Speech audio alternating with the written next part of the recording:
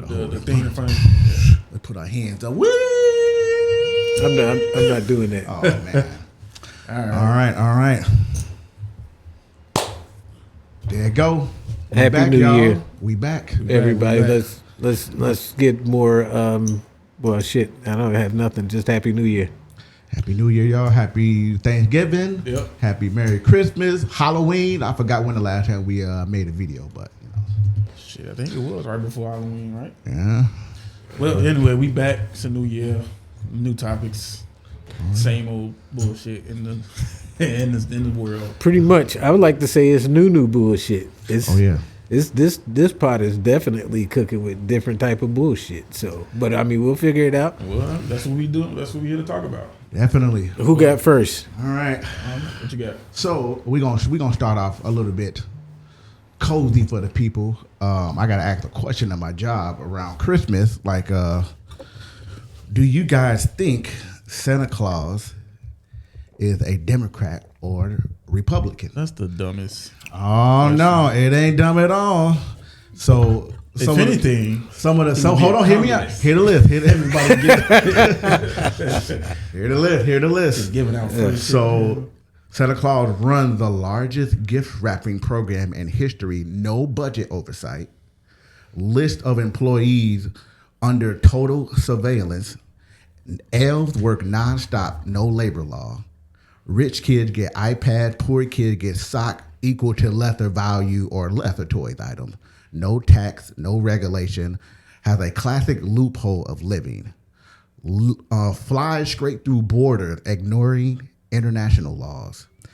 Some say he wear red and eat free cookies. Typically, Democrats give out stuff for free and Republicans are red. Promise to return every year, and he actually does. So Santa Claus is Chinese. Like I said, it sounds communist to me. You got sweatshops, free labor. Yeah, ghost employees because you don't know how many working for him. Like, who's to say that these elves are happy? Like, no union conditions. What's that? We get propaganda movies every year. Just the happy-go-lucky elves. They just love working for free. Yeah, animals, sugar. Oh, man, like animals pull this shit for free. He makes all his money in the short times of the year, at the end of the year and slightly at the beginning of the year. This nigga got animal abuse rights. He taking advantage of reindeers and shit. Oh man, discrimination because they was hating on the red-nosed one. There's a lot of shit to unpack. It sounds commie to me. Yeah, he definitely not a Democrat. No, he definitely not a Democrat. Well, he might be Republican now. There's a lot of labor shit in there, but that's been going both ways now, so it's kind of hard to tell. Hell yeah. All righty.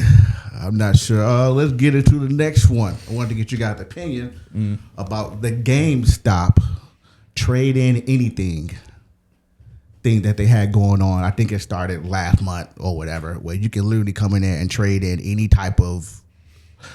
They got electronic rugs, like old toys. Yeah. GameStop, they had to trade in anything. Do you think that's like a good idea? I think they might be going out of business and they're trying to figure out anything they can do to get people in the door. I never even heard of that. Oh yeah, it was kind of funny. Like anything tech related, or like just almost like any non-electrical things, like old toys or old electrical things, and like stuff that you normally wouldn't see at GameStop, but you get the idea that they're able to resell it through another vendor or they're trying to get people through the doors. Yeah, that's all that is. It was kind of funny because some people were like trading in the stuffed animals and they had like flashlight sold into them. Yeah, that sounds like it's going out of business. Yeah, you never know. Yeah, you don't. But if you put the signage up, hey, we'll trade anything. I guess you expect anything and everything in that case.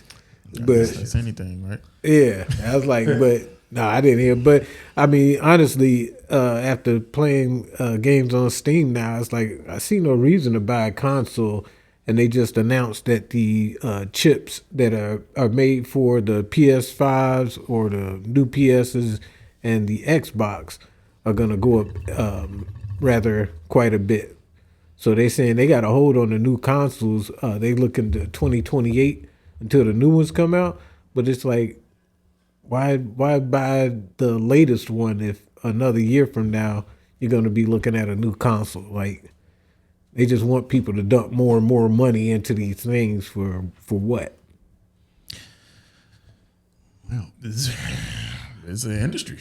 Yeah, that's true. They got to keep money going. They got them shareholders. They got to keep bringing in more money than they did last year, perpetually. Yeah, I think they definitely need to work more towards of a broader audience, because it kind of do seem like they always targeting the same audience. But then you got the people that's, Steam, get the people that build their computers. I know I did. I built my computer, but then, it's the whole Steam and like podcast and all the other stuff.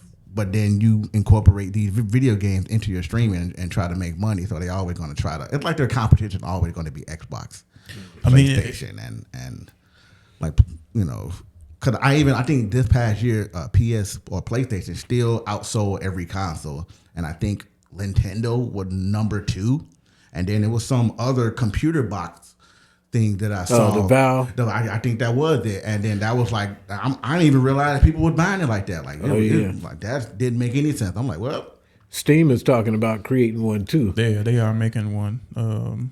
I forget what it's called, but it's like it's gonna be small, compact. It's basically like a game computer, and it just pre-built. It's basically a pre-built gaming computer. But GameStop is going to be, if not already, it's going to be pretty much like antiquated, because you see more and more, the companies, they in their terms and services and stuff, when you agree to get the game and stuff, it's like you don't even own this game. Right. So it's like before we used to go in a GameStop, buy the disc, pay $60 and you come out and you own this physical disc that you could do whatever you want to do with. Now it's like everything is digital. Even when you do buy a physical disc, only half of the game is on that disc, and the rest you got to download, and you don't own it. It's like you just really paying for the right to use it until they decide to shut it down.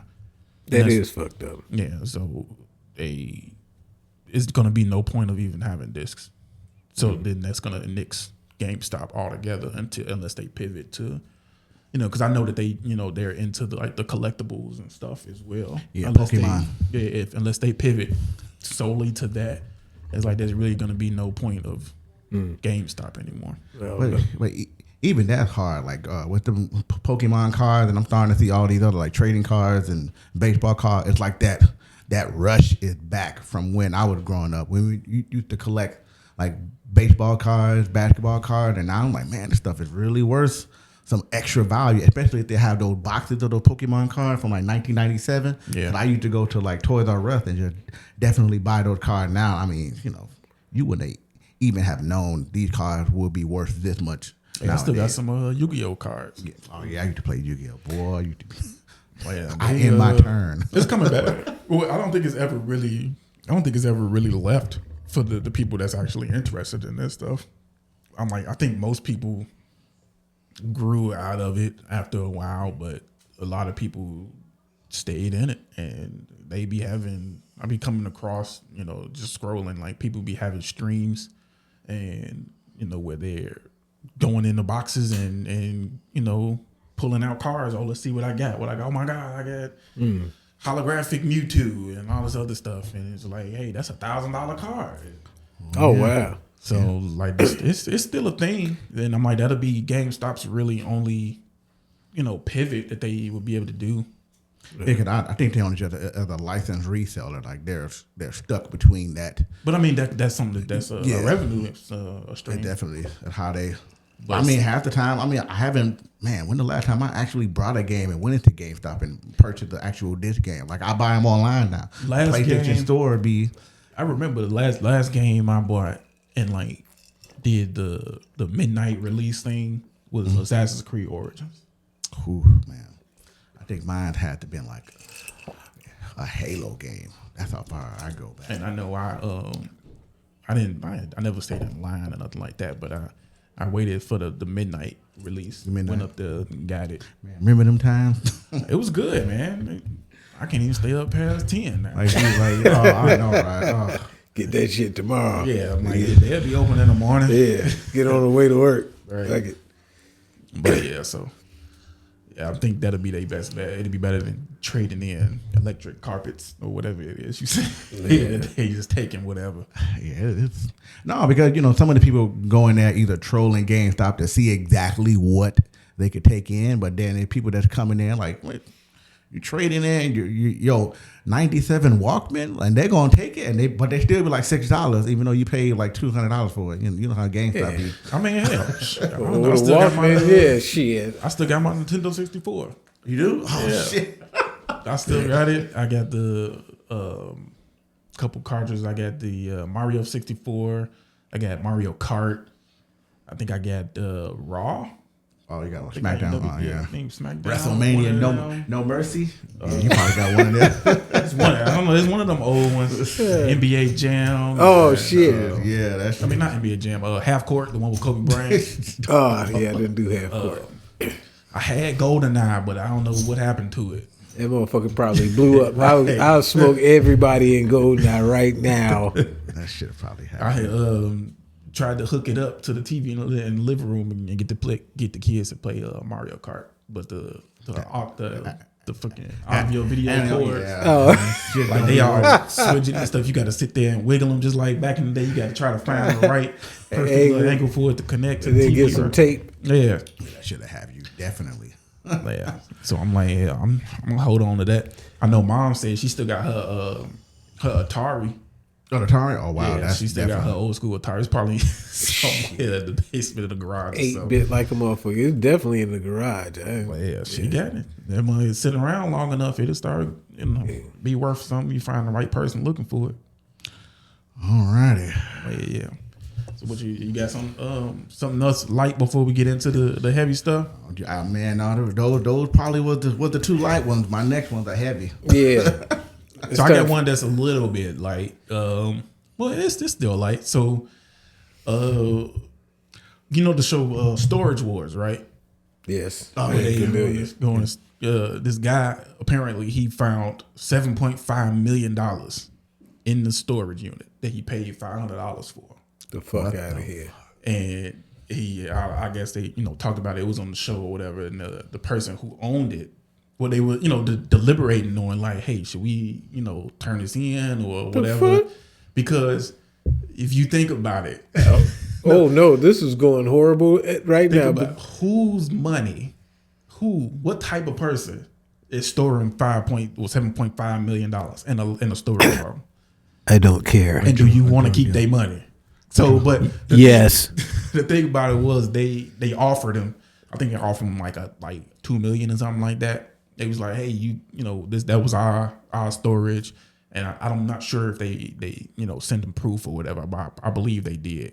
But they had a lawyer contact him. It was like, hey, this storage unit. Wait. The people that bought the storage unit got a lawyer to contact the dude. No, the person who owned it got a lawyer to contact the people who bought the storage unit. Oh, okay. And told them like, hey, this is my client. I'm not, they're anonymous, but this is my client's, storage unit. And, I believe that they, got some kind of proof to show them that, like this was ours or whatever. But they were like, hey, you hand over that money and we'll pay you, $2 million out of it. And then I want to say they took it, but that was the whole contemplation is like, hey, legally, this is my money. Right. Fuck you can't do nothing legally about it, but I don't think the type of person who would have $7.5 million in a storage locker cares about the law. Come get me. At $7.5 million cash, I don't care about the law. And then, you're gonna have to come get me. And then they got 7.5 in the locker, and they apparently forgot about it long enough. So apparently they wasn't missing it that much. So they ain't like they short on money. They just wanted the rest of their money. Like find $20 in like you lend me your jacket and I found $20 in like, hey, you're gonna have to come get me because who's to say that lawyer actually represents who knows who owns it? But I'm like, I'd have told that lawyer like, dude, I don't know who you are. I don't like I said, I want to say that they provided them with with proof. Yeah, you're gonna have to proof. I don't know. And then I'm gonna take that believable proof and I'm be like, Wait. no. But we talking cash, right? Yeah. Yeah, it had to be cash. So, but then what would you do? Like, would you even contemplate that? Because I feel like that would be going through my head. Like, hey, who the hell? Not me. What type of person left $7.5 million? Like, they ain't no regular. He ain't no dentist down in it. So somebody leaves $7.5 million in a storage unit. They don't pay it. They forgot about it, or something happened to it, to the point where it got sold off, and now they realize that, oh my goodness, I had 7.5 up in there. I need to go get this back. Well, you already made the mistake of, again, failing against the rules. The rules were you pay on this storage unit until, you pay it up. If not, it goes into auction, which they do, and now your shit up is for auction. Who are you to get mad at? If I don't pay you, if I don't even answer your lawyer's phone call, it's like, what right do you have to get mad? I would give two shits. It's like, come at me for what? It's not, like I said, it's not even about the law. It's about the Yeah. type Oh, of it person. has a lot to do with the type of person, because if it's a lawyer and they provided proof that whoever owned it is the person that this lawyer represents, I know who you are now.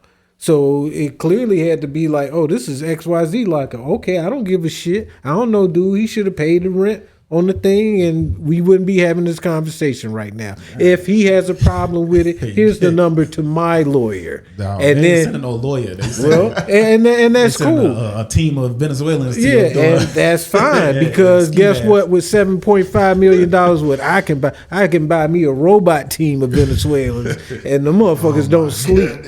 And at 7.5, you better believe I'm gonna be strapped up like Batman and that motherfucker waiting for whoever to come and try to get the rest of the money that I didn't spend on my robot Venezuelans. They coming to get that 7.5. Well, that's fine, and I'm gonna be waiting. What you think, guy? What you? I think if you have that much money in the storage, you are clearly a drug dealer. You you are get doing some something you got no business doing. Clearly, you forgot about it, as you say, and now that the storage went up for auction, and you know what agreement you signed with this storage, they didn't even have to make it public. You say you saw it on Storage Wars, right, or something like that. It was on the show. Yeah, it was the show. No, I'm saying put yourself in that position. What you doing? Would I keep the money and I'll act like you ain't never sent me no email? I'll be gone.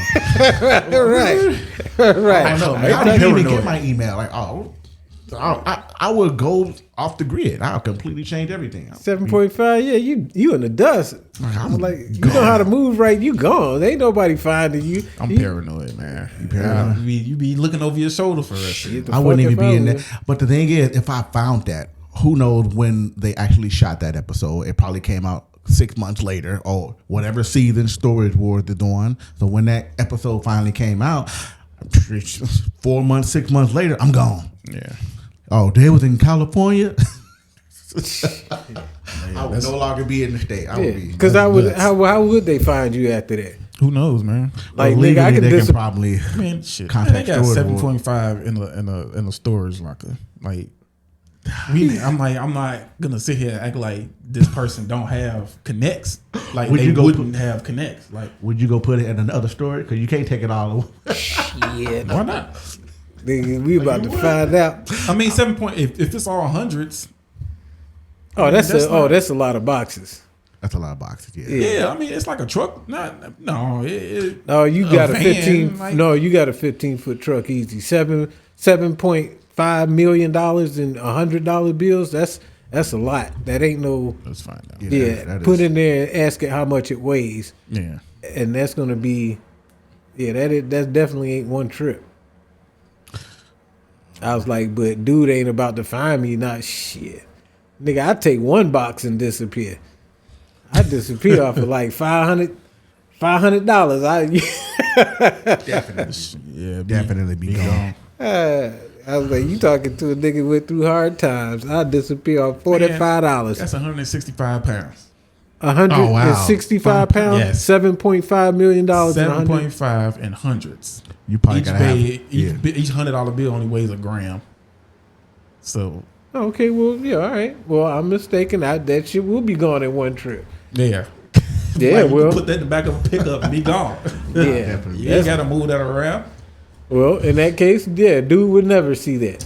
But yeah, I don't know, man. It's still, like I said, I'm paranoid. Like you be cool, but then you wondering like, hey, whose money is this? Was this, Pablo Escobar money or something like that? As an example, I know he ain't worried about him coming back, but I'm like somebody of that stature or but Nino Brown. You find 7.5 money Nino Brown's. All right, so let's go through this scenario. What are they going to say? You the bad guy. That was your money. You finally catch up. I finally catch up with you. What I'm gonna say? Hey, you got my money. Like, who the fuck is you? Yeah, that money you found in the locker, that's mine. Who the fuck are you? That money in the locker that you bought, it was 7.5, nigga, that's mine. Like, nigga, who the fuck are you? Why you talking about money I found in the locker? I think you would have got that far. I think you would have got put in the back of the van. Exactly, but still, it's like, and even when the hood comes off, if you waking up in Venezuela, sweating in a dirty t-shirt, that's fine. Then you just killed somebody because you ain't getting your money. Be hooked up to what was that movie? Was it Colombiana or one of them movies they had hooked up to? Like they ripped the spring out of a bed frame, like a bed, like the metal bed. Like it was a bed, like a mattress, but all the fabric was gone. So it was just like the metal springs and all like the frame. And they had hooked up to a battery, a jumper cable. Jumper cable hooked up to it. And they just laid there tied up.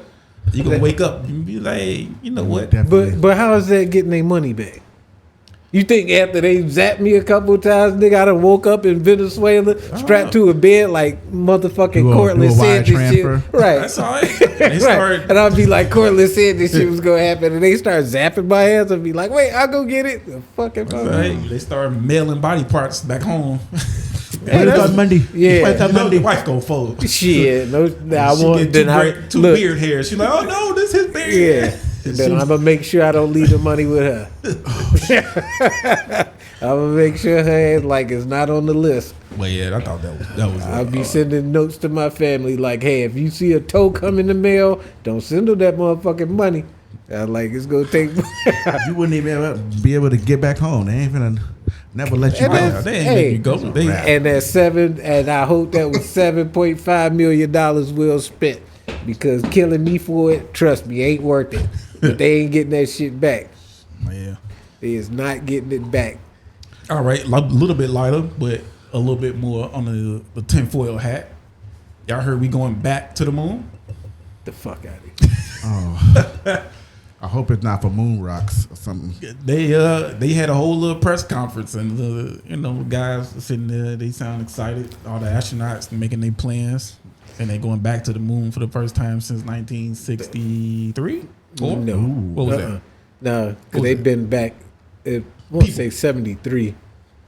They went supposedly like 3 or 4 times. Moon Really? land. Yeah. Did they say the reason though? Because why not, I guess. I don't know. Like, why not? Like, why not go to Mars and get trapped on that bitch? Like, because they can't yet. Yeah, they can't go to the damn moon until now. Fuck. They said that. So that's the deeper question. Is it? And I put the quotes around back. Like, do we believe that we went to the moon? Hell no. No. Oh, we having this conversation. Do you believe we went to the moon? I think. I mean, as much as we've been deceived in this nation, I wouldn't put it past them. Yeah, I'm like, I've had no reason to not believe, that, because it's just like when I first started hearing about, getting older, like, hey, people saying, hey, I don't think we've been to the moon, and people saying, that is a lie, conspiracy, whatever. My defense of it was all, and I use defense very lightly. My defense of it has always been like, well, what's the point of lying about that? Like, what do you get? Like, and I'm like, I know, they were in they were in a race with Russia, so it was like a PR thing. And, yeah, definitely. And like just to be able to say, hey, we did it first, we the better country. But at this point, it's like, why lie? Like, what do you gain from continuing to lie about going to the moon? This is America. They lie about everything. So I'm like, I don't understand the question. I'm like, why lie about it? But I mean, it's a big lie that doesn't gain you anything. But the lie's already been told, so they can't go back and say, oh, yeah, well, we lied about it, but we really going this time. Well, I mean, they slowly releasing things that they lied about before, like the JFK stuff. Oh yeah, but I mean they're not going to throw the moon in the mix. The moon killing the most popular, one of the most popular presidents ever. I feel like that's a little bit more heavy than whether or not we went to the moon and kicked some dust around for how long I it came think back. JFK more affected the United States than the world. The moon landing affected the world because that was something that was, out of just at that point in time, out of human technology and their thought in terms of doing something like that. And that was a race, a PR stunt, like he said, but it was also a dominance in terms of technology and U.S. stomping its foot pretty much to everybody else. Like, hey, we the big dogs, and we run the shit. We made it here first. Yeah, definitely. But do you think it falls more along with the, the climate change thing? Like they come up with the ideas and these procedures and these policies in order to get funding, but they're showing us the work. Like they're showing us what this money's being used toward. But in actuality, actually it's just a big ass money laundering. Yeah, I mean, that makes perfect sense. But I still feel like that's a pointless lie to keep up because they have things that are actually like, irreputable, like the pictures from like the Hubble telescope and the James Webb telescope and stuff. Is like, hey, we got this stuff, and so it's like that's good enough for me to be like, hey, okay, that's some good money well spent. Even though if you think about the broader picture, it's like, what's the point? Yeah, what's the real benefit of being able to see galaxies, that we're never going to be allowed to watch explode, planets and stuff like that. It's like, yeah, but you still got people that still believe the Earth is flat. Like even though it has been proven, even with certain like camera angles, when you got a camera here and one of them is like 300 yards that way or 1,000 feet, and you got a light, but you see that the light is lower. Y'all know the video. If you ever saw that video, anybody that's watching, the camera on me, which one? This one on me. They definitely have those type of people that's just not going to believe anything, period. But I'm not going to believe it. Even with what you said about the money aspect of it, the money laundering. There was a documentary done back in the day called Funny Thing Happened on the Way to the Moon. And that was one of the issues that they brought up was how much it cost back then. And I don't remember the numbers, but it was something astronomical when they put it in today's money.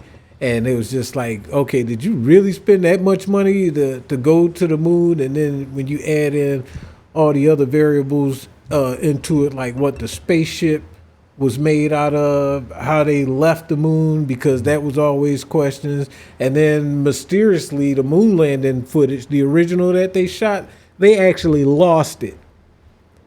Now, you tell me a government did something as monumental as go to a different satellite of a planet, and they lost the actual footage. It's like, come on, man, that's bullshit. That's like your kid going, I did my homework, but motherfucking blew away when I opened my book bag. Like, you ain't do your motherfucking homework. So, like, you motherfuckers didn't land on the moon. That was a lie that they told.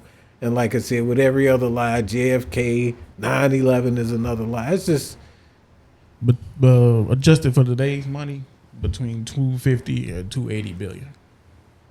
God damn. For what? To get to the moon the first time. To get to the moon the first time. It's probably way cheaper now. No, that's adjusted for today's money. Oh, that's adjusted for today's money. Yeah. Oh, From 1969. At that time, it was 25.4 billion in 1960s dollars. What? It was, you wait, say it again, because I'm my head. In 1960s dollars, they spent 25.4 billion. Which the Apollo program. That would equals today's money, 20 billion. 250 to 280, between 250 and 280 billion. Yeah. In today's money. Yeah. Get the fuck out of here. Yeah, you was robbing. I mean, that ain't that much money. 250 billion? That's more than the GDP of like half the world. Okay. I'm always thinking trillions. They always say goddamn trillions. Yeah. Right. That's how much we owe ourselves. I don't know how you in debt to yourself, but that's no, it's not to ourselves. It's like that money. Majority of it is just to the to American taxpayers, the amount of debt, and then the rest of it is to the rest of the country. Like if you the amount of the loans and how many times we go into deficit and then we just magically come up with some more money because they just keep printing money. Oh yeah. So, but Inflation. it's like that money is still owed to, it's coming out of taxes and stuff, but it's still owed To the Federal Reserve, Yeah. So it's which like, is not the United States. No, it's not, but it's not like it's to other countries. Well, okay. Well, I mean, whoever sits on that board, it'll go to their country. But yeah, as far as the moon thing, no, I don't give it to them. I don't believe it because it's like this. If they had made it the first time and the majority of the technology and science and math that they got were either from Chinese or Russian, like the dude that built the rockets for it, Von Braun, I believe. But this dude, he was German that built those rockets, and at the time, Russia had the same information that dude had. Von Braun, I think that's it. But they were saying like, okay, if that's the case, the United States went back in 1969. Why hadn't anybody else gone since then? And if you have all the technology that's happened since 1969 up till today with China and Russia, and you could probably throw some other countries in there, they would have had those same capabilities to make it there and back. And it's like, if they can't do it now, it's like, oh, you mean to tell me that everything made in the United States isn't upgraded or outdone by like China or somebody whenever something is invented? It's like China always come out with a better version. It's like, you don't think they could have came up with a better rocket to make it to the moon at least twice?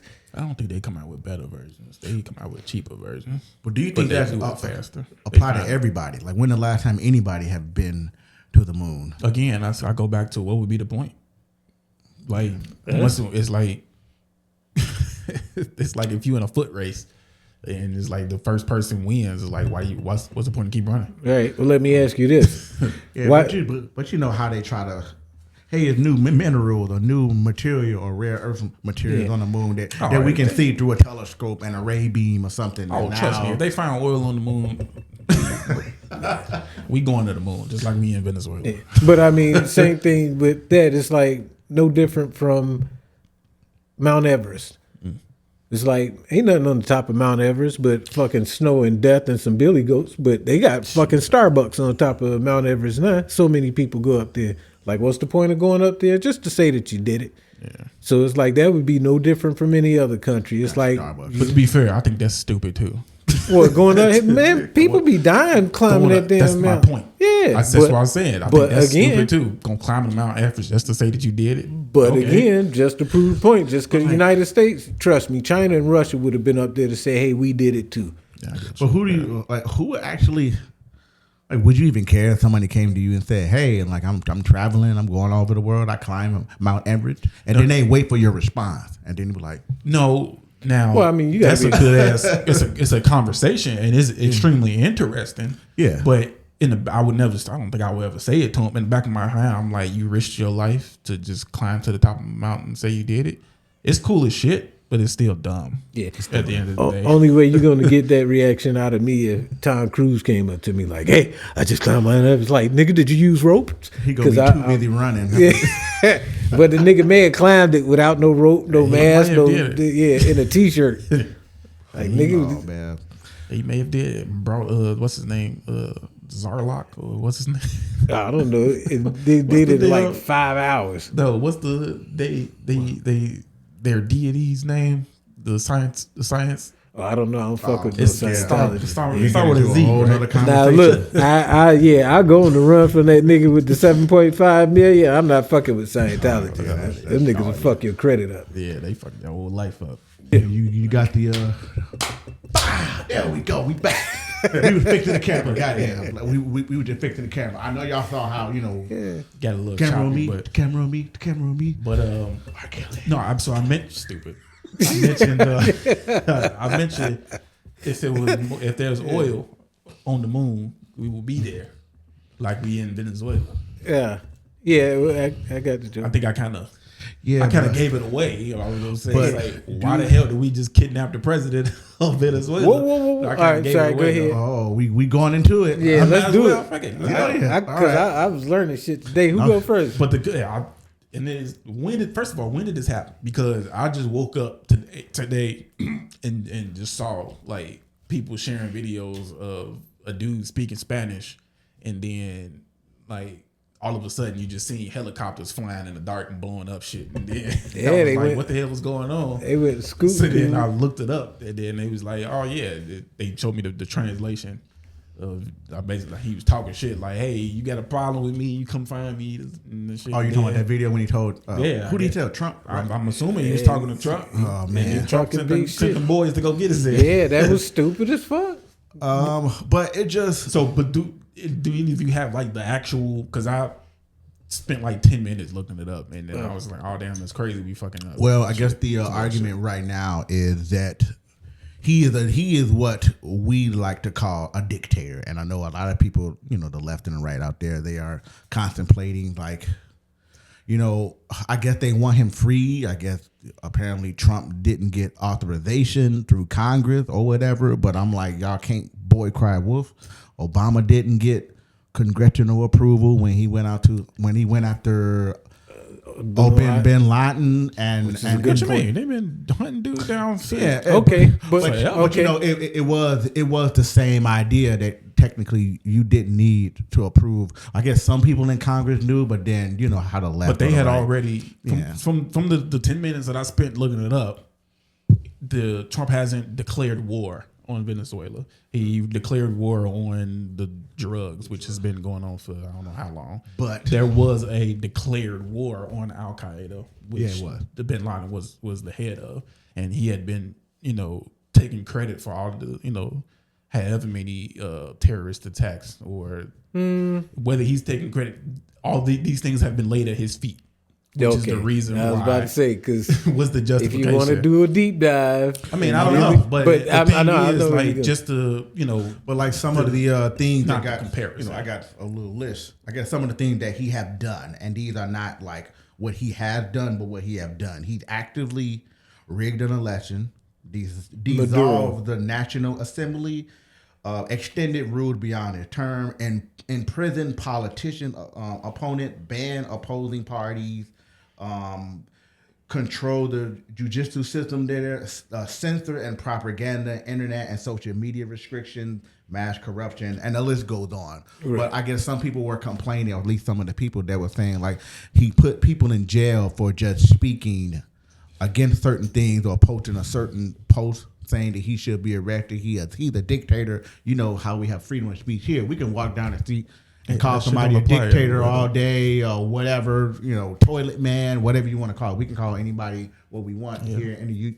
United States. But a lot of people don't realize in these other countries, That shit don't mean nothing. That shit don't mean nothing. Like, and I ain't trying to bring up other topics along with, how our politics and how our system works. But I read some of the stories and looked up some of the stories that people said that he imprisoned people beyond their term, illegally, like not how we say I'm going to jail illegally, like, but real, because you holding up a sign or you doing freedom of speech. He in prison, and some of the women in there had to, sell themselves in order to get like basic right, like toilet paper and other things in prison, like for like however long. But I guess some of the stuff, I guess the argument is that some people are saying that, he is what Trump's supposed to be. No, well, But my whole thing I'm is sorry, just- they're saying Trump is what he's supposed to be, but then they're giving two sides of the same coin. Like, release him, like you starting a war. I can see. I see what you're saying. Yeah, They're, it's like, just- they're pointing at him to saying like, "Hey, this is what Trump can end up being." Yeah, but then The it's fact that like, he can just do hey, whatever the hell he wants. everybody's celebrating. Like no, like he's this guy is bad. right. And My thing is why the hell who the hell elected the United States as the sheriff of the goddamn world? oh, well, that's Why we got to that's- go I thought around? it That's- was, aren't they under NATO in some way? He shape? didn't get NATO's permission. Yeah, That's no, what they- the issue this is. is not NATO, So yeah. that's, But, I'm like, why do you But get why do you- Oil. yeah, feel- this but is from- the oil. Yeah, that's what But I'm it just is. like, why does the United States always feel the need to jump up and be Captain Saberho every time somebody's country is getting fucked up? Well, Why this they isn't a saber hole move. This is an oil move. That's what this is. I know what the real thing is, but that's not what they're portraying it as. They're putting the story out as this is a bad guy and he's been peddling drugs into our country. Oh, yeah. And he's broken a bunch of laws. I mean, you should. So this is why we going over there to arrest him and extradite him here. This is what the public, the outward facing motive is. But do you think I got a good question? But that's what I'm saying though. But I'm like, why? Like that's not a justification. Like that's not a good. That's not a good thing because it's like, why the hell who elected the United States the damn, like I said, the sheriff for the damn. So here's the thing with dude. All right, and this right here, it's like he was after Hugo Chavez in 2013, he was appointed. So everybody pretty much familiar with Hugo Chavez. He ran it as a dictator. Of course, it's Venezuela. So the guy that he was appointed was his next in line. No difference. Is still under dictatorship. Then when the election happened in 2018, Maduro, of course, fixed the election, and it wasn't like a mystery about it. Everybody knew. And they had said they had up to over how many countries that was against it? Because nobody wanted to recognize this dude, Maduro, as the president of Venezuela. So it wasn't just the United States had a problem with it. It was all these other countries that were saying, we don't recognize dude as being the legit president because the election was fraud. Not only that, is that under the 2020, under Trump's first term, he labeled narco-terrorism. So the same acts that could be held out in terrorism, like Osama bin Laden and whatever terrorist organization, if you commit any type of terror towards any type of state, especially the United States, then those are going to be the consequences that we will come and get you. And that, again, that was passed during Trump's first term. So it's kind of a setup to begin with anyway, but it still followed through. That was the part of it. Maduro under Venezuela had no problems admitting that he was selling drugs, which was, okay, number one, you crazy for that. Number two, it's like you're doing business with China and Russia. We already know that China was sending the fentanyl packs over to Mexico because that's where we were getting a lot of fentanyl.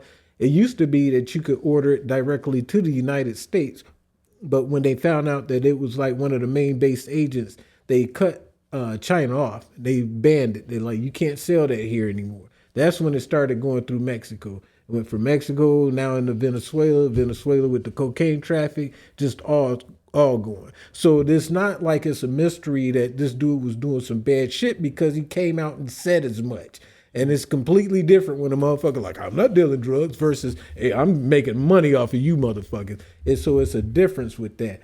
It's labeled as a terrorist act. They went in based off of that. Again, the election was fake. They didn't recognize dude as being the president of Venezuela. And then he started doing business with Russia and China. If you didn't catch up, Russia was sending over planes, even though they were outdated, but they were sending over aircraft to Venezuela so Venezuela could get its muscle up to continue talking shit. The other thing that they fucked up and said was that they were going to accept long-range missiles from Russia. And when that came out, they was like, oh, fuck you. It's like, this is what we did to Cuba back in the day. So we're not even going to allow you to pretend like that's going to happen. So on the big gun shit, yeah, I can see Trump saying when dudes say something stupid like that, like, oh, yeah, fuck y'all, I'm going to keep selling drugs and I'm going to go get a new rifle. Like, nah, nigga, we about to come get you now because you trying to kick off some dumb shit. So in that aspect of the game, I was like, oh, I get it. But bottom line is like, no, it's about oil. You just fucked up and said some dumb shit for them to come get you. And it's like, now they're coming to get you. But at the end of the day, it's about them oil prices. Yeah. They went and snatched dude up in less than 40 minutes. Not a shot fired, not a person dead, nothing. And they put his ass up in the cage. And he was sitting there calling Donald Trump, like, and he told China and Russia, like, don't worry about Trump the kitten. He like, I'm not even going to worry about Trump kitten. I don't even worry about cat with the little scratch. That nigga locked up. He was like, can we make a deal? Like, nah, nigga, you made that deal when you was talking shit. So on the end of, was it right? It's kind of hard to say. It's like any other thing. Like you said, why the United States the police of everything? It's like, because they gangster. They can afford it. Like, what is Venezuela going to go to war with? If they wanted to go to war right now, how long do you think that lasts? Like 35 minutes? They going to shoot up. Exactly, with the United States. Yeah. I mean, you know, the United States. We pimped. We Yeah. pimped. We you know, but I don't know. It depends on. We make the rules and then don't play by 'em. Yeah, we make the the rules. original and we don't- game, yeah. Exactly. But I mean, that's the whole part of the learning thing, especially with all of this, is that, yeah, it's like, of course, United States is a gangster, and any other country would be. No different than what China wants to be a gangster and Russia be a gangster. It's like they're not trying to do what's right. They're trying to do what's about survival. And I was like, I had this conversation, and I was like, I'll prove it that every country is a business because we based everything off of our GDP. So after that, everything else is bullshit. Your rights, all that shit is bullshit. We judge based on how much money we can bring in. So when that stops being, then maybe China will come up or maybe Russia will come up. But in the meantime, no. What's the crazy part is about this story, back to Venezuela real quick, is the fact that Joe Biden put out a $15 million bounty on dude's head when he was in office. So what I don't understand now is like, why is all the Democrats after Joe Biden was like, hey, he's a rotten motherfucker, and I'm gonna put 15 mil on his head. Anybody catch him and bring him to the United States. So Trump But was that's like putting up your own Warren poster. yeah, but still, dude already said like, hey, we'll go after him. Joe Biden said this, like, I'm putting a bounty on dude head. So why are the Democrats now screaming for his release? Like, y'all niggas just sat there and agreed that this nigga should be locked up, but then when you go get him, it's like y'all protesting out in the streets to set him free. It's like, the fuck? Like, how does that work? I think Because it's the same old thing. It don't matter what it does. It matters who's the one doing it. Well, that's a different level of stupid. It's one thing with the U.S. government and understanding that they a bunch of gangsters, but when people just fall in line to that's stupid as fuck to me. But do you think it goes back to what you were saying in one of our previous sessions or whatever, where it doesn't matter what Trump does? Like, they want to find a way to make it look bad to their voters in some type of way. And I think that is a real big problem with the Democratic Party right now. It doesn't matter. Like, this is good. Look at the people celebrating in their country that they have been liberated. And they're being It doesn't matter. And I see so many stories, people sharing from people, celebrities I didn't even know were from there. And I'm like, oh, wow. And they sharing their experience when they lived there. And they're like, man, like you just don't understand what we were going through over there. But like, will they look at the Democratic Party and be like, why are y'all trying to release him? But I don't know. But do you think is like, come on, you put a bounty on somebody's head, like, that's kind of like policing yourself to do something. No, like, they did the same thing to who's that? Bin Laden. Yeah, they do it to That's somebody everybody. they did recently. There's a warrant. I don't know if it's a bounty, but there's a warrant on Netanyahu. It's like in Canada. They put out a warrant for his arrest. They like, hey, if you step foot anywhere in Canada, you getting arrested. George Bush had one. Yeah, but I'm like, George Bush did have one. Yeah. I'm like, I'm like, well, countries have issues with people. They make it known, like, hey, Yeah, and if it's somebody legal. want to gain favor with us, Yeah, if you bring catch this him in nigga roped up. you catch him in your country, bring him over here. But my thing too about that is what I find it's weird as hell is that I was watching the news and people were sitting there going off on people from Venezuela, glad that this dude out, and they're here from the United States booing them, telling them that you don't know what you're talking about. Like, nigga, I'm sorry, say it again. There are people here in the United States that are booing people from Venezuela because they got rid of dude. So the people in Venezuela are ecstatic. They glad it got rid of a dictator. Right, Now you have the Democrats here telling the Venezuelans, like, y'all don't know what y'all celebrating and we want dude out. Like, nigga, how does that work? How is it that you here in this country under your messed up rule has the right to tell somebody from another country that they know what's going on, and you're telling them that y'all celebrating on some bullshit? Like, we want dude out? Like, Paid actors. to do the Paid actors. I mean, not necessarily to do the devil's advocate. yeah, I think people are that stupid. Well, I mean, to do the devil's advocate thing, it could be because they believe there's this thing that people, especially in America, they believe non-English speaking countries are not as intelligent. So they probably are of the belief that the people in Venezuela don't know that Trump is not doing this for you guys. Trump is doing this so he can worm his way into y'all oil fields. So they probably like, hey, you don't know what you're celebrating. You're celebrating the fact that this bad man is out of office, but he's gonna be replaced by somebody who definitely don't give a shit about y'all welfare, and he's just gonna sell all y'all oil to Trump for $2 pennies. Yeah. And this like I said, this is a devil's advocate thing, and I'm like, that could be the reason why, but it's not a. But do you think? But do you think? No, I agree. Because do you think? Because at the end of the day, this is all about politics, war game, war politics, and I know China. It's just money. But that too. But China and Russia came down and condemned the attack or the capture, as they say.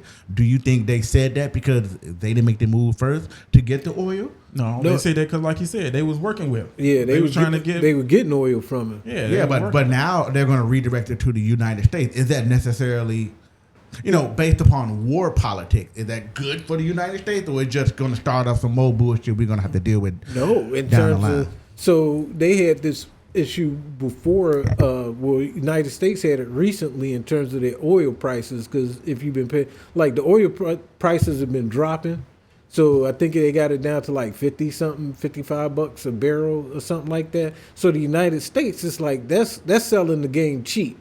It's like, it'd be better if they were to export it, because then they can go up on the prices of oil, sell it back to Russia and China. Now they're making more of an income. So now the middleman is making more of a fluff pile, middleman being the United States, especially if they knock Venezuela out. Because Venezuela is being knocked out of the pocket now. They were given access oil actually to China. China would sit there and resell that oil to places like Europe, because they are stuck now, back to Russia because Russia has sanctions on it. That's what started a lot of this shit now, because they weren't supposed to be exporting or importing anything from Russia. That was part of the sanctions deal. That was the other rule that they were breaking. So it's like they were getting away with a lot of shit. But now that the U.S. corners this market, it looks lovely, because now they just getting paid all across the board. Whoever they bring in next in terms of Venezuela, I think they're going to go back to that lady that won the Nobel Peace Prize.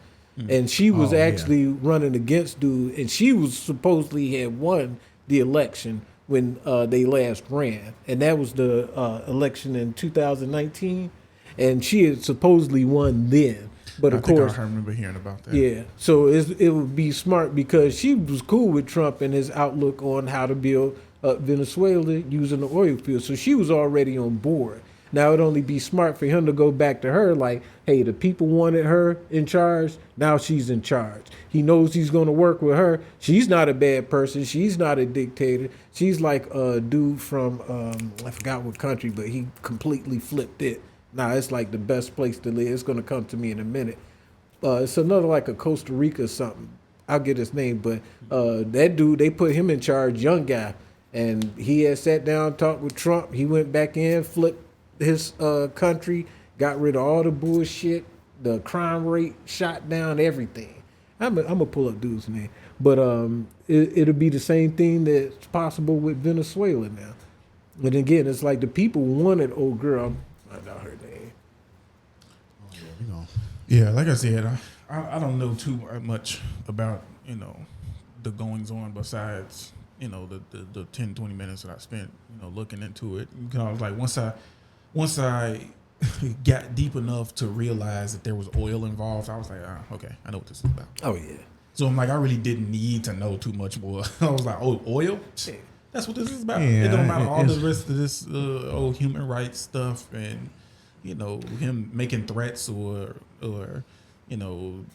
puffing his feathers out against Trump and stuff. Like, all of that is just, it's like, oh, you just gonna make it easier for us to do what we was trying to do anyway. It was icing on the cake. It was like, hey, we was gonna do this eventually. We was figuring out a way how to do this anyway. Now you just gave us a little, you just gave us the green light. Incentive, yeah. I like you went and shot your mouth off, and that's what it cost you. It's like, I don't think anybody's mad about that. Like you said earlier, it's people that are mad about who did it. and it happened. Because you can't go from this dude is a bad, horrible dude now to set him free. It was injustice. It's like, no, nigga, it's like fucking people died from fentanyl. Could it be the method?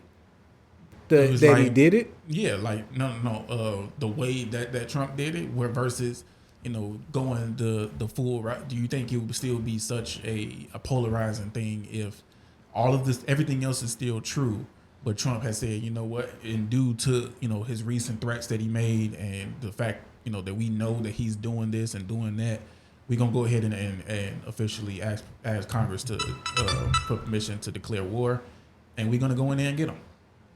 And if they had went in there like that and did it, do you think it would still be the same? No, I think they would have blocked it.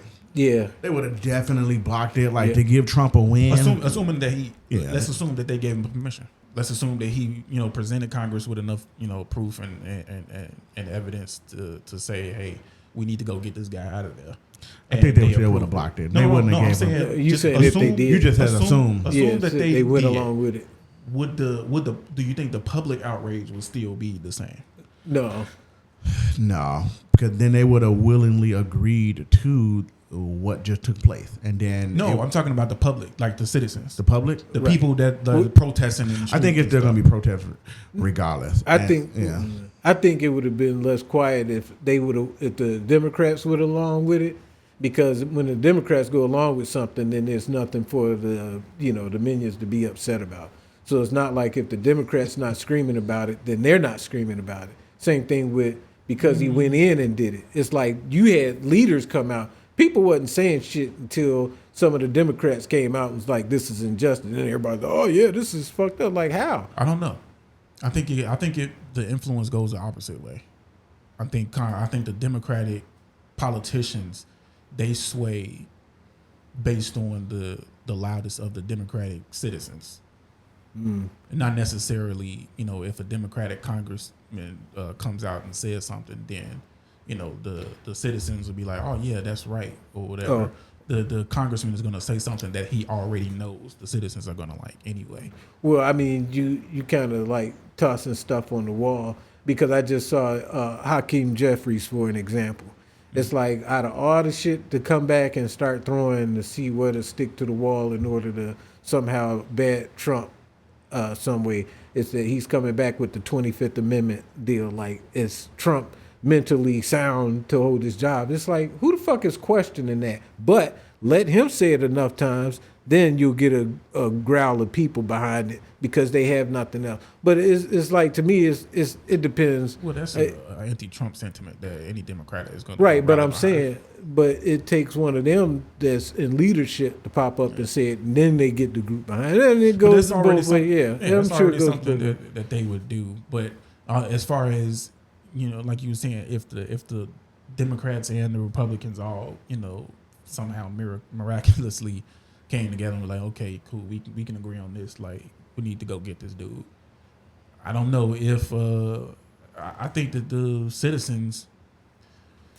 It's so weird, and I try to avoid doing it like grouping, because when you say things like Democrat or Republican, I'm pretty sure everybody has a pretty stock image of what pops in their head. When you say Democrat or liberal, personally, I picture somebody with blue hair and a nose ring, and they screaming at the top of their lungs about some liberal agenda. And when I say the word Republican, the opposite of that, I picture somebody Christian and buttoned up and also secretly racist, and this is the stock image that gets portrayed. But in reality, that is not representative of the full gambit of what a Democrat person is or a Republican person is. So when I say that Democrat, I'm referring to the loudest people in the room, who are usually not the most intelligent ones, and they're usually not the most open-minded and free-thinking ones. Those are really mainly the ones that, have this line that they're gonna toe no matter who, right? No matter who's the one that's leading it. And so those are the Democrats that I feel like they will probably still have an issue with it just because Trump is the one who did it. Yeah, but do you think, like, if I gotta explain it, like, do you think those are the majority? Like, no, I just say they're not. They're you not. did say they're not. Okay, they're absolutely not the majority of the Democrats. But unfortunately, that is the like I said, that's the stock image that will pop up. Like if you Google search Democrat in your brain, like the first stock image is gonna pop up is that stereotypical image, which is not representative of I would even say the average Democrat. Yeah. I would say the average Democrat would probably have more sense than that stereotype of a person. But it just unfortunately they don't.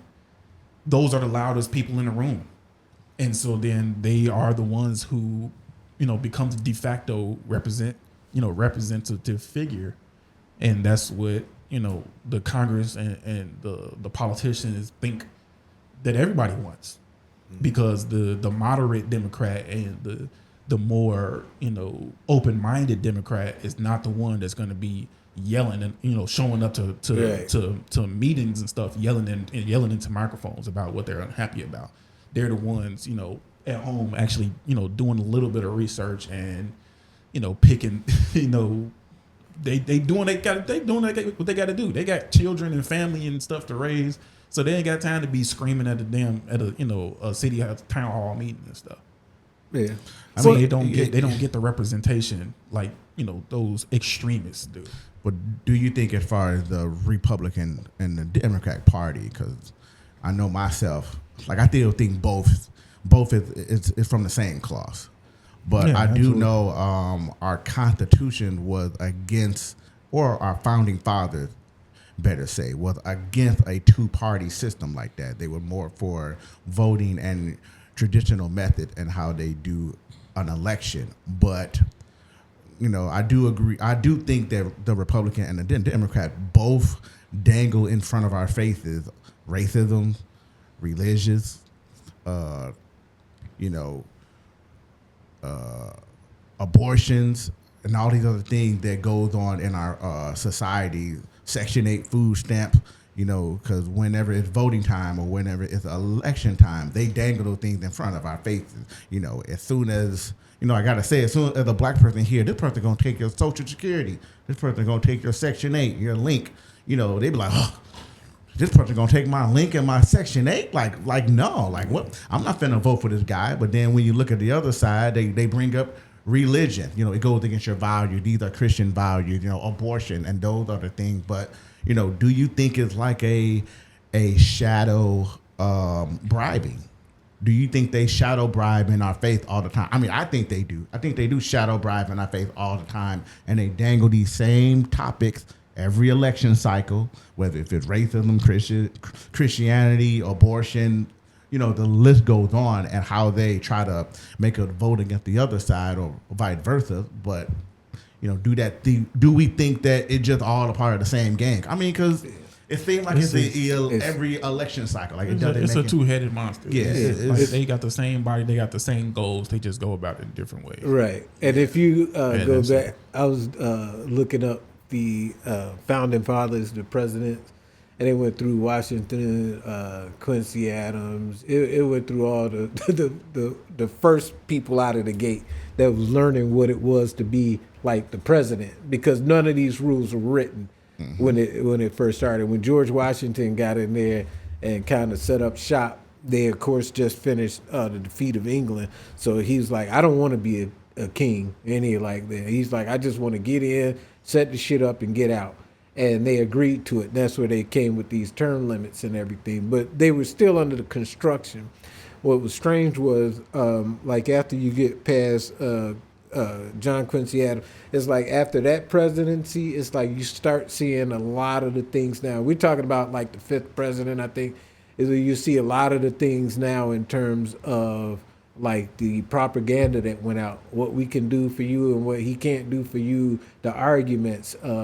One dude got married to a woman and she wasn't divorced from her last husband. So that was the big thing of the day, like, oh, a dude married some chick and she wasn't divorced from her first husband. Everybody's like, oh, we can't vote for you. It's like, that's devil worshiping type shit. But that propaganda and that type of mind state has been going on since, like, really the construction of elections. So it's no different now to this day when people, like you said, they use race, they use money, they dangle carrots, they do this entire thing, but it's nothing new. What surprises me is the fact that why do people still fall for it to a degree, like you discussed being a Republican or a Democrat with somebody, and they'll instantaneously fucking flip out that I was at a fucking weed shop and I'm standing in front of two white people.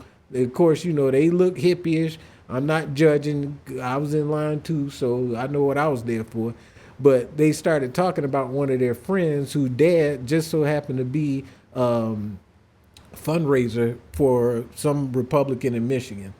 And they immediately start dogging old girl like, oh, she's a bootlicker and her dad is a son of a bitch and all this other shit. And I was like, wait a second, where are we at in this state and time where you can immediately go off the handle just because you hear one or two words, Republican or Democrat, and it'll send you off to name calling, just like spiteful, evil shit.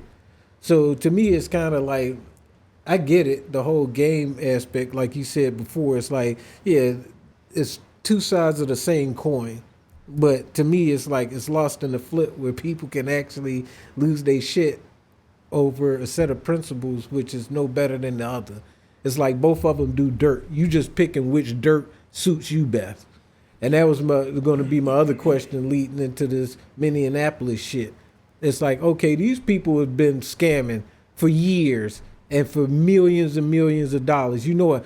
Me personally, I'm not mad about it. I was like, I'm not mad at all. You just ran a hustle and you just so happen to get caught on it. Now you got to pay the piper. It's no big deal. You mean the daycare thing? Yeah. I thought it was in Minnesota, right? That's what I said. Didn't I say You said Minneapolis. Minneapolis, Minnesota. Oh, well, you know. It's close.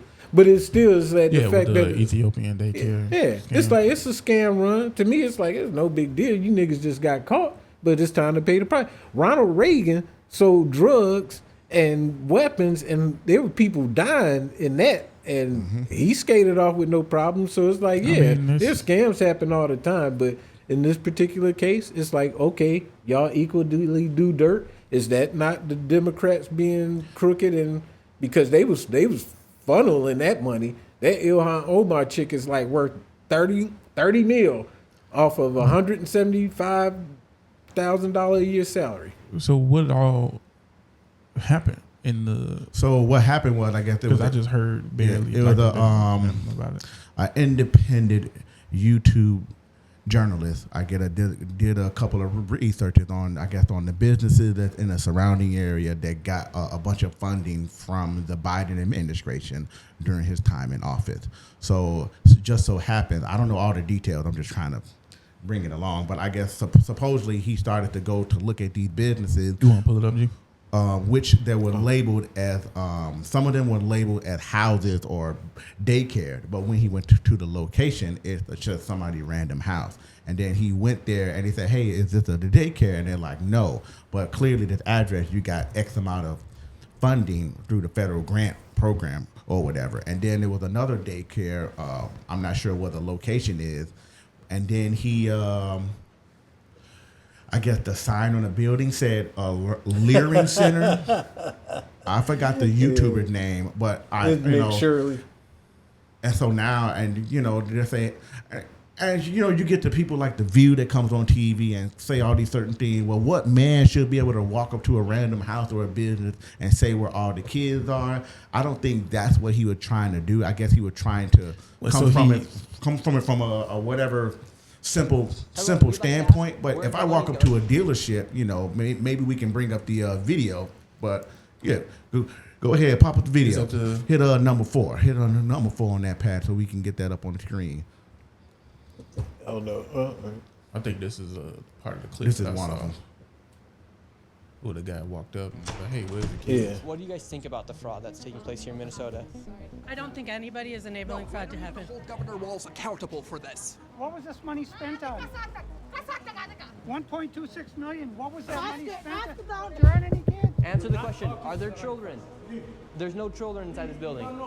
Potentially the largest fraud scandal in U.S. history is taking place in Minnesota. Look at that shit crazy. Billions of dollars have been funneled through Somali-ran fraudulent businesses.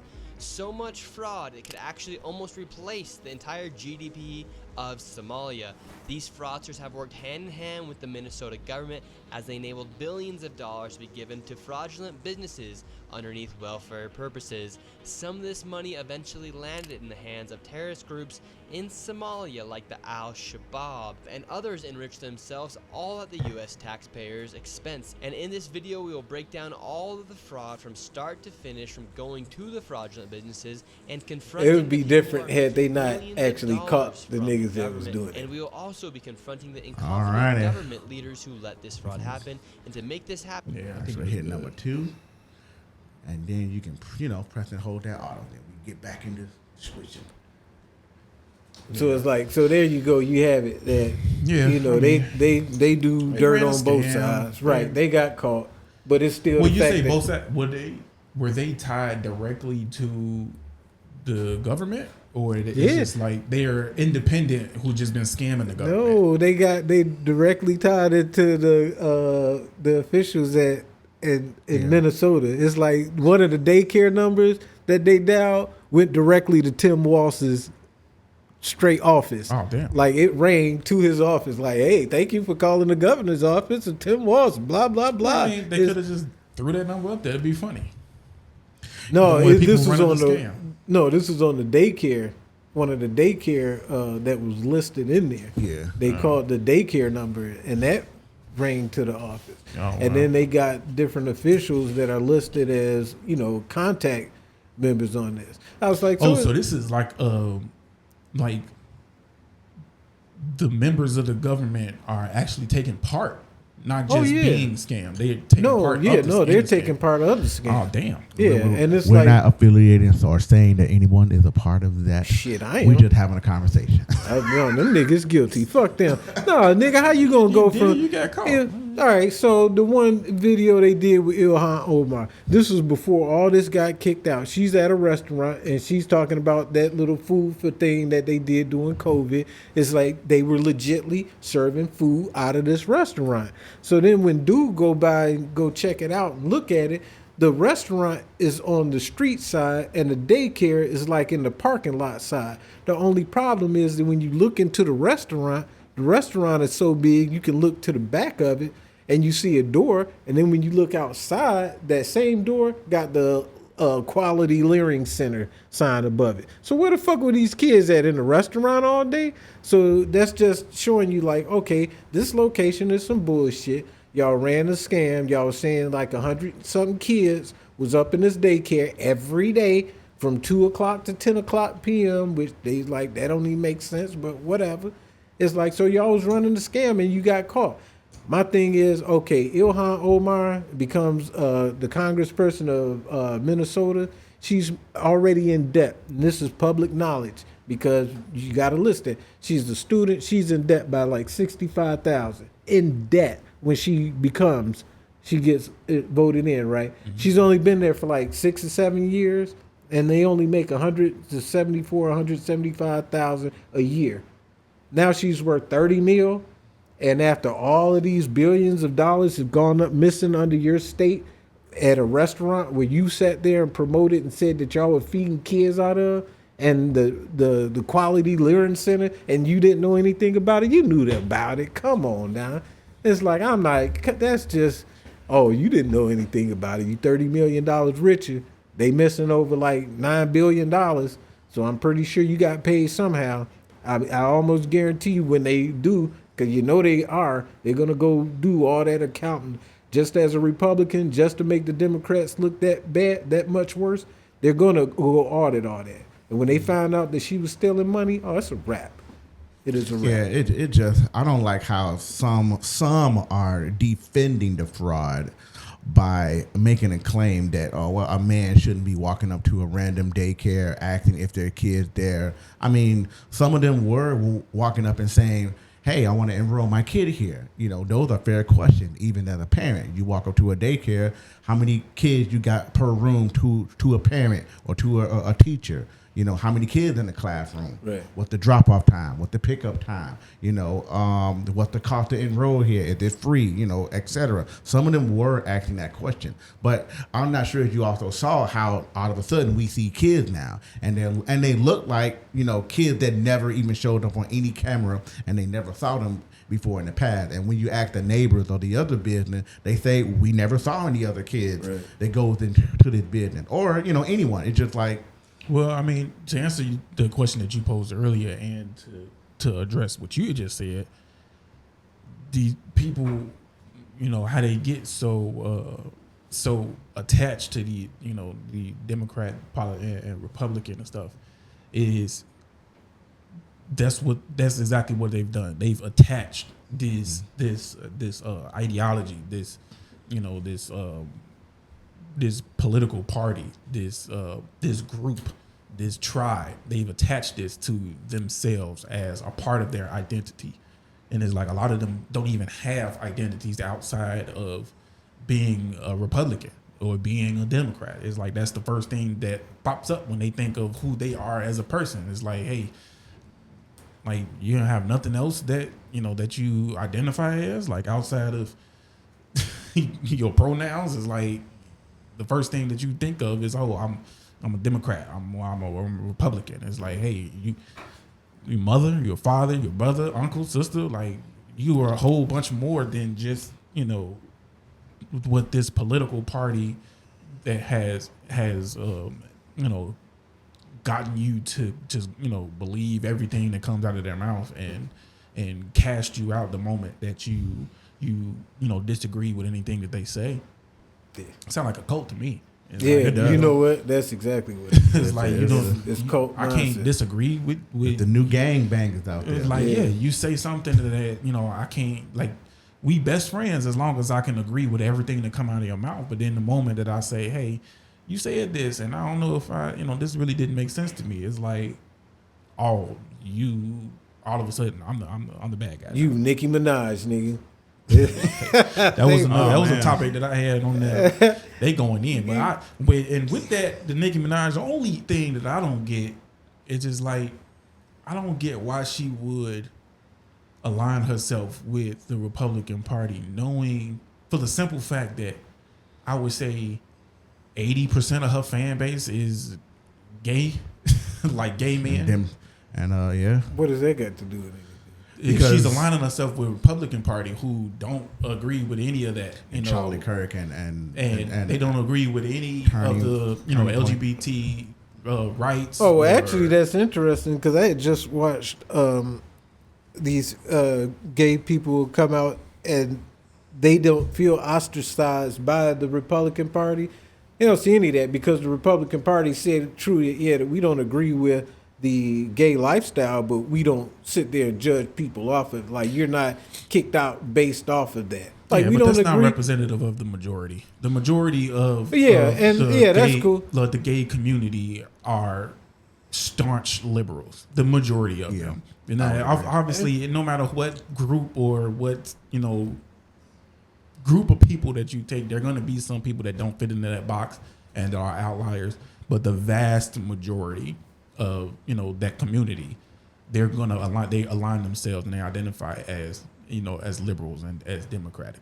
And that was the only thing that struck me as odd as far as Nicki Minaj goes. And it's just like, okay, so you must be done with with rap at this point. Like with your career, you must be at the point where you like, okay, I'm cool, I'm ready to retire, so I don't really care about how my fans feel about what I do at this point, which I'm saying she wrong for doing or right for doing. It's like, hey, you do whatever the hell you want to do, whatever you feel, aligns with your, your core values at the end of the day.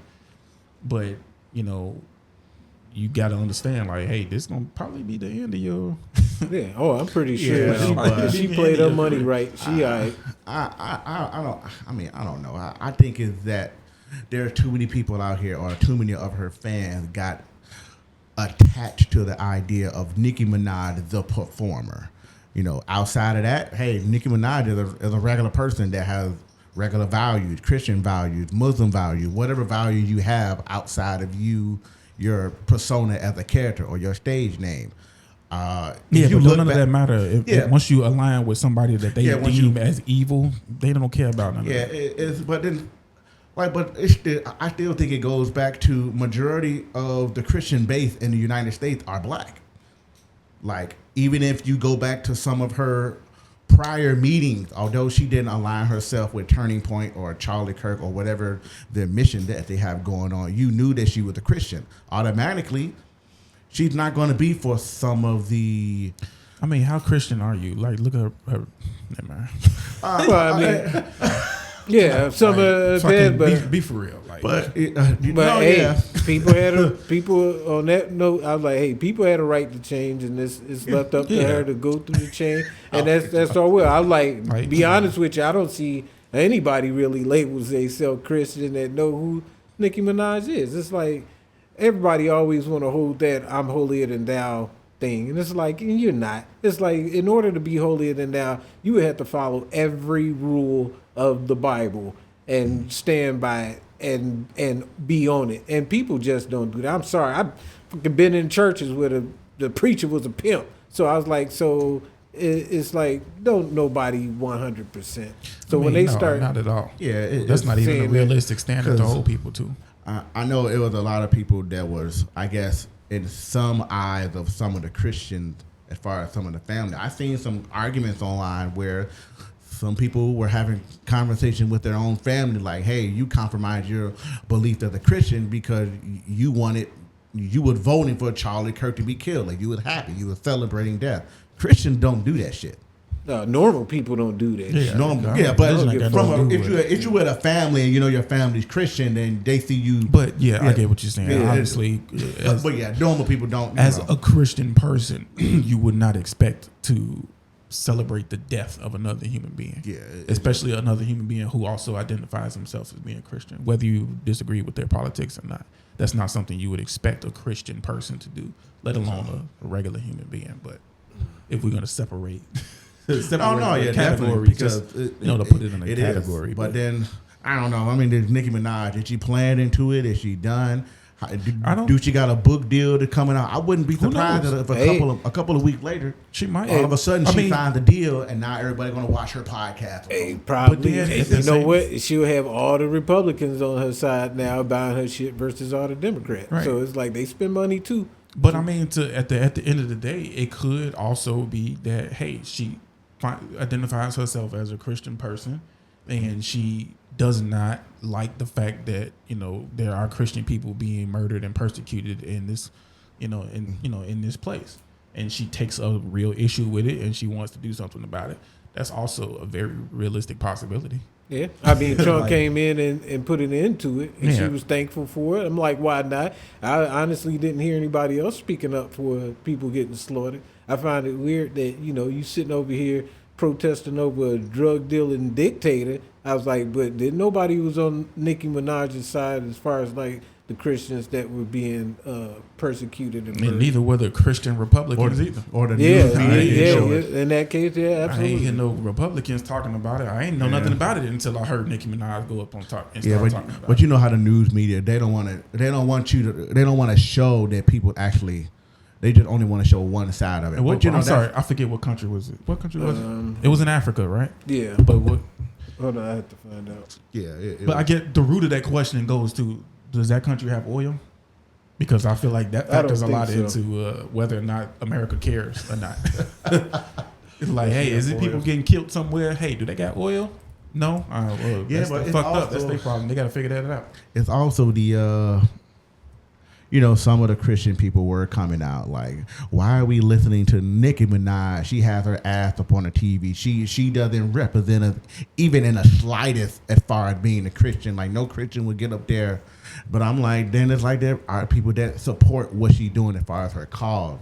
I don't take an issue with her cause. I thought it was funny. I saw somebody stitch together a video.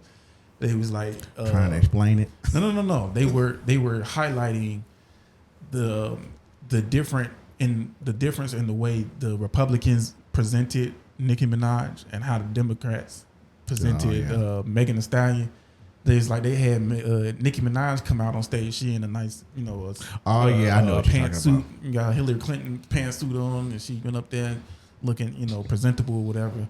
And then at the damn Kamala Harris rally, they got Megan Thee Stallion in a fucking tight ass pants, and was like a crop top suit top or whatever, and she was shaking her ass and twerking and shit.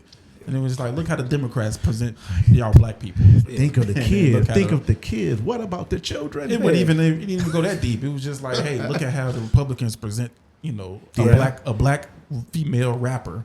And then look how the Democrats presented a black female rapper. They both rap about the same shit. They both do the same shit in their videos, twerking, same shit on the stage. But one of them go on stage shaking their ass, and the other one go on stage with a purpose and a message to go get across. I thought it was funny. Yeah, but it's that you bring that up too. And again, when I was talking about like this has been going on forever. If you ever get a chance, listen to Malcolm X's speech, that Ballad and a Bullet, and where he talks about it. Well, he had other interviews, but in this particular, he talks about the Democrats, and he's explaining it, how whenever there's an election, like y'all was saying before, whenever there's an election every 4 years, you get this presentation that, hey, we're going to be on your side, we're going to do what it is that we need to do, whatever, we need to do for you.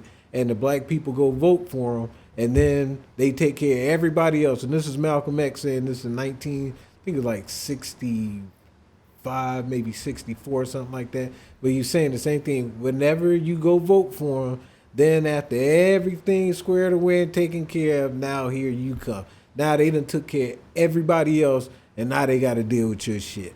Fast forward to today, 2025. You looking over 60 years ago. It's the same thing. They done took care of everybody. They took care of Ukraine. Remember when the Ukraine war was popping off? They went and gave Ukraine billions of dollars. They imported illegals here from every spot of the earth, put them up in hotels, gave them health care, gave them EBT cards, gave them the opportunity to rip off an entire state, number one for just count. But they did all this stuff. And what did black people get for it? Well, recently here in Chicago, our property taxes went up. All the people that were supposed to be protected in the Garfield Park area or the Inglewood area, they can't afford their houses anymore. So it goes back to that same speech like, well, now here you come. It's like we done took care of everybody else, but now here you come. And when you talk about that presentation with Nicki Minaj versus Megan Thee Stallion, it seems like that's the whole comedy to this entire thing, is that the shucking and jiving part, is that we can throw this in front of you because you're black, you're undereducated. Let's just be honest. You go look at the numbers. We are by design. By design, we are the lowest educated ethnicity out there. So it's not going to take much to throw us something that we can comprehend. It just so happened rap music, chicken, and big booties. It's like, nigga, that's going to get our attention every day. You want to look at something interesting? And I hate that that's true, though. Fucking chicken is delicious. But if you go look back at when Hillary was running, and look and without me saying anything, here's the lineup that she presented when she went to the black people. What you keep in your purse? Hot sauce. She had Jay-Z, she had Beyonce, she had J. Cole, and she had a couple of more people. But if you go look at the concert that they gave, you would have thought that they was giving a concert for like Snoop Dogg or something. It was all types of hoes, bitches, niggas, and all you ain't shit, all in front of Hillary Clinton. And this is what she presented to the black people to say, hey, vote for me. And this was when she was running against Trump the first time. Yeah. So this was all to get the black vote, was to sit here and listen to all this ratchet bullshit in order for you to get the vote for me. So the thing hasn't changed. It's just amazing that it's like, well, niggas are going to get up for hot sauce. They're going to get up for booty shaking. Definitely some booty shaking and chicken. I like it. That's what gets me out of bed. So yeah, get you back in bed when you get that gout. It'll get you gout. It's some fun gout though. I ain't gonna lie. But to go off of what booty shaking and chicken. To go off of what you just saying, like, do you think we got to pick better leaders that represent us? Because, like, I don't think that there is ever going to be a leader but who I don't. But hold on. I want to get this out before we. It just, we do got to pick at a leader, like because as you say in the music industry, like look at how they represent us. Like they shake their ass, they loud, they give that certain image. Like why are our 14-year-old like girls like singing "Sexy Red Booty Hole Brown," shit, not mine. Pussy Pink? Like why are these people out here letting their kids record themselves, sing that song, twerk with them? Even some of the women and the parents are twerking with their daughter, dancing with their kids online to these songs. I'm not sure if you guys ever heard of that other song by Sexy Red, Hood Rat. That song is diabolical. If you thought 3 6 Mafia was bad. I had to come to uncomfortable realization with that because I was one of those like staunch. I'm like, that's like, what the fuck is she singing about? And then I had to go back through my playlist and they remember when some of these songs came out. Like, yo, this shit came out in 2001. It wasn't as bad as some of this stuff now. No, right? It's the same shit. One group I can name right now, 2 Live Crew. Yeah, it's the same shit. But, like you just said, 3 6 Mafia. That's a perfect example. Like, but like we be fucking in the back of the bus and fill her nose up full of that dust. Like, come on, that like you know it. come on.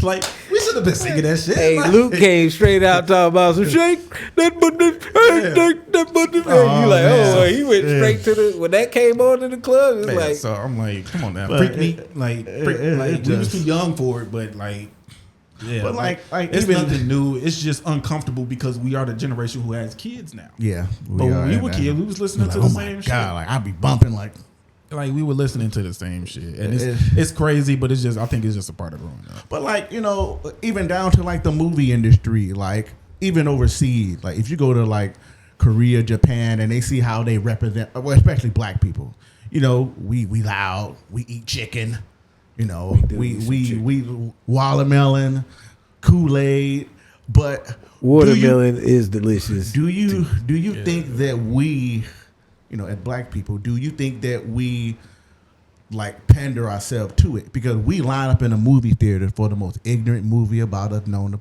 to man? Precious, we love the Boondocks. I thought you was gonna say Soul Plane. Man, that too. That's my number We one. line up for the most ignorant shit. I love Tyler Perry movies, but all of his movies are a good portion of his movies show us struggling. Our kids jacked up. We on drugs. The daddy ain't never in the daddy man ain't always a piece of shit. Like why are all the Tyler Perry movies like that? And some people be like, man, well that was what? represent us. Like that's kind of Unfortunately, I've said this several times before. Like stereotypes are based in a certain level of truth. Yeah. So it's like it's unfortunate that these are the stereotypes that get perpetuated constantly, but also more unfortunately, this is the life that a lot of people, a lot of black people are living. Yeah. Unfortunately, and it's like I said earlier, by design. It's like we are the least educated people on purpose. Like that shit wasn't no accident. It ain't just happened to be that hey, everybody got started at the starting line at the same exact time and everybody had an equal shot to go. Like no, like it's intentional that we have been held behind. So this is where we are now. Is at this point it was like, how long are we gonna allow ourselves to continue to be held behind? But at this point, that's what our reality is. Now we have to start to change that. Now I can't be too mad at at the creatives and the people who create art that is reflective of this real world that we are still living. Mm-hmm. I'm like, yeah, it's not a good thing, and I would rather it not be constantly being shown to have people who are not in our communities and who do not experience the diaspora of black people, and have them just believe that any black person that they see is going to be what they saw on on Soul Plane, like for example. It's like, no, that's not. Unfortunately, if you go in a room with 100 black people, about it's a good chance You got an 80% chance. Yeah. I'm not gonna lie. like, yeah, I'll say about 80 of them are You gonna got be about somebody 80% that you would have seen on chance. there. Like, So, goddamn it. but unfortunately, like that 20% of them 20 people, like, you know, is just less likely to run into them. But they are a real population of people that are out here. And to go even further back into your original question about the leadership, I think that it is damn near impossible to find a altruistic leader who will constantly put the needs and the well-being of the community above their own needs and well-being and their own pocketbook and their own kids' college tuition and their own, pension and stuff like that. It's going to be damn near impossible. No matter what leader we elect, they're going to do the best that they can do up until the money start getting too hard to say no to. Yeah. That ain't gonna be long. Yeah, and then and I feel like that's not even just a black person thing. That's in any type of leadership position. It's like the leader is only as good as the biggest check that they're able to say no to, or And not only that, their biggest debt or whatever they got going on. Today in society, when you look at the different people and the different messages, it would be, I agree with the impossibility of it, because not only that, you got to take into consideration of who's going to be listening to this leader and who's going to be following them. And I got an example right of that with this dude, Umar Johnson. I refuse to call this clown a doctor, but it's like this dude, they posted him up on the pedestal like, this dude is a leader. Yeah, and I we was talked like, about him last. Yeah, but that's just an example. Like, yeah, this is where it's going to go to, because you got people like that.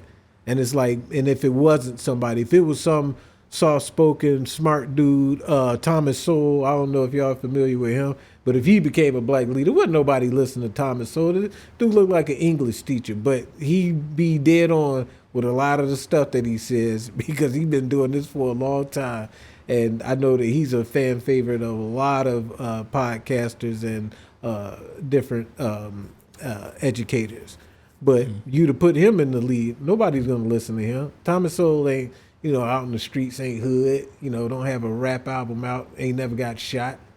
But they'll go have a certain level of charisma. Yeah, but they'll go listen to, Umar Johnson, which this nigga ain't never built the schools and scammed people out of money and did all types of shit. But you still got people supporting him. So yeah, that whole black leadership and just finding a leader, I think people need to find themselves first. And that's going to be the biggest trial of all. I was like, throughout life, and the older that you get, you start to realize that it's all a bunch of bullshit at the end of the day anyway. But finding yourself is like what truly makes you something. You said earlier, like, people identify with being a Democrat or a Republican. They identify with things that are just labels, but it's not themselves. And until that happened with everybody, it's like you pretty much living in the same rinse and repeat. Yeah, to be a certain, I feel like in order to be a person that people are willing to follow, you have to have a certain level of charisma, and to achieve that level of charisma, you have to have a certain level of vanity, and that level of vanity will never allow you to put your needs behind those of others for an extended period of time. No, it's not gonna. I don't think it's a real, like, that day, that time, that I feel like that time period where leaders like the civil rights leaders were willing to go up stand in front of a crowd, knowing that people want to actively kill them after getting, a bag full of hate mail, and still going out and giving a speech against, against injustice or whatever. Those days are pretty much gone. It's like you're not gonna find that in any type of leader. Like, you're not gonna go. I'm like, yeah, Malcolm and Martin, they had bodyguards or whatever, but they weren't standing in front of 3-inch plate thick bulletproof glass like the president is. And they definitely don't got, ex-military and former Marines stationed at every outpost and all this other stuff to make, closely monitoring who's coming in or who's going out and stuff like that. So it's like, to to have a leader that people are willing to rally behind truly, you would need someone who's willing to do that. And nobody's going to do that. Nobody's going to put their own life in jeopardy because at the end of the day, they got family to feed. They got to go home too. Yeah. And how can you truly trust somebody like that? And even if you do find one, they probably going to get corrupted by the politician system. I mean, even if you find one who is willing to do that, the system will spin them back out. Yeah. Once they realize, like, oh, we can't buy this dude. Yeah. Let's go plant a hooker in his hotel room with some coke under his dashboard or something. He getting out of there. Popped it. Yeah. I knew it. Right. Next thing you know, you got video on your He computer. was black. He was found with white women, chicken, watermelon. Like, God damn, he was caught with all this shit. This Right. crypto. 2 Ziploc baggies full of Kool-Aid. We got him on tape at the Diddy party. Right. Right. Yeah, we saw his name. His name might have been on that list. Yeah, he on might the be Epstein list. All right. What's the update on that, real quick? I know we got to wrap up in a little bit. Anybody? No, we actually got an extra 20 minutes because we started recording. Remember? Oh yeah. I mean, So we got about like to 2:15 or something like that. Cool. But So have you heard any updates? I haven't been keeping up on it, but I kept hearing that they supposedly released them. But I'm like, that shit probably ain't gonna be released. Yeah. Probably got black lines all through that motherfucker. Yeah, that's what they said. It was heavily redacted. Yeah. So it's like, okay. But then my thing is when they were making a big fuss about it, I was like, wait a second, what dude got caught in 2017? So really all of Joe Biden presidency, y'all had a chance to release. Why didn't y'all release it? He went to jail for the same thing. He went to jail for, what was it? I don't know if it was actually molestation or something grooming, like that. it was like, yeah. But he actually, before. This is way back. The prior case. Yeah, he actually went to jail for it, and it was like, people who dealt with him after that. It's like there's no way you didn't know that this man was a pedophile, right? Because he was convicted and tried and went to jail for it, and he got out, and like y'all still Google Gaga around him because he got all this money, and he rocking with Maxwell, who's got hella ties and stuff. And it was funny. I saw I was looking into her background. And it was like she sat there and like watched her dad build 2 empires, and was damn near and was running them joints for him. Like so, it was like she already knew, she had contacts and palms greased and all this other stuff. So it was like it wasn't nothing for her to turn into the rodeo queen. So it was like all she had to do was just get in contact with these people who already had business relationships with through her father's businesses. It was, really her businesses because she was the one running them.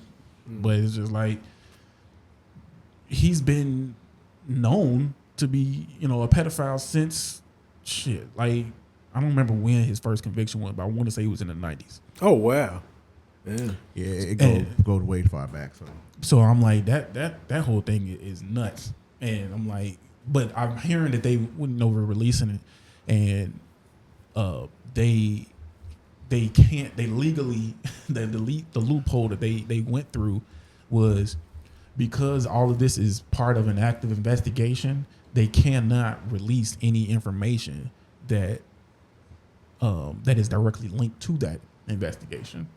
So it's like, yeah, they releasing the files and stuff, but the files are going to be blank because the whole damn thing is connected to the investigation.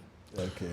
Yeah, but do you think it's too many people that heavily, deeply involved, politicians, oil executives, hedge fund managers, Involved whatever? Because we saw what happened with involved in what? Jeffrey Epstein.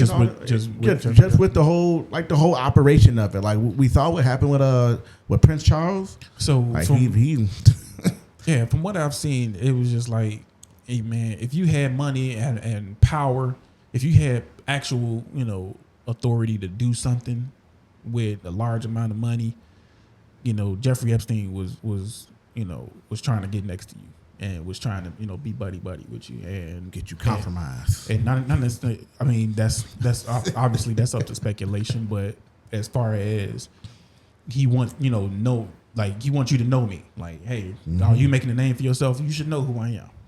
And, we should be cool. We should be friends. And so and this is after his conviction. Yeah. So it's like he built that up twice too. Like he built up the whole thing to even get to that point, and then got caught, went to jail for it, and then came back out and was just like, hey, look, we got to do this a little bit smarter this time, and just went right back to business as usual. Yeah. Hey, that's what it's like when you got that big money and doing those things. Yeah. But I'm like, but All right. You got one more story or something? I got the next one. So, like, do you guys think? I want to get you guys' opinion on selective outrage. Do you guys think it's going to be a dangerous movement in this country, and do you think it already is now, based upon? I wanted to get you guys' opinion on this.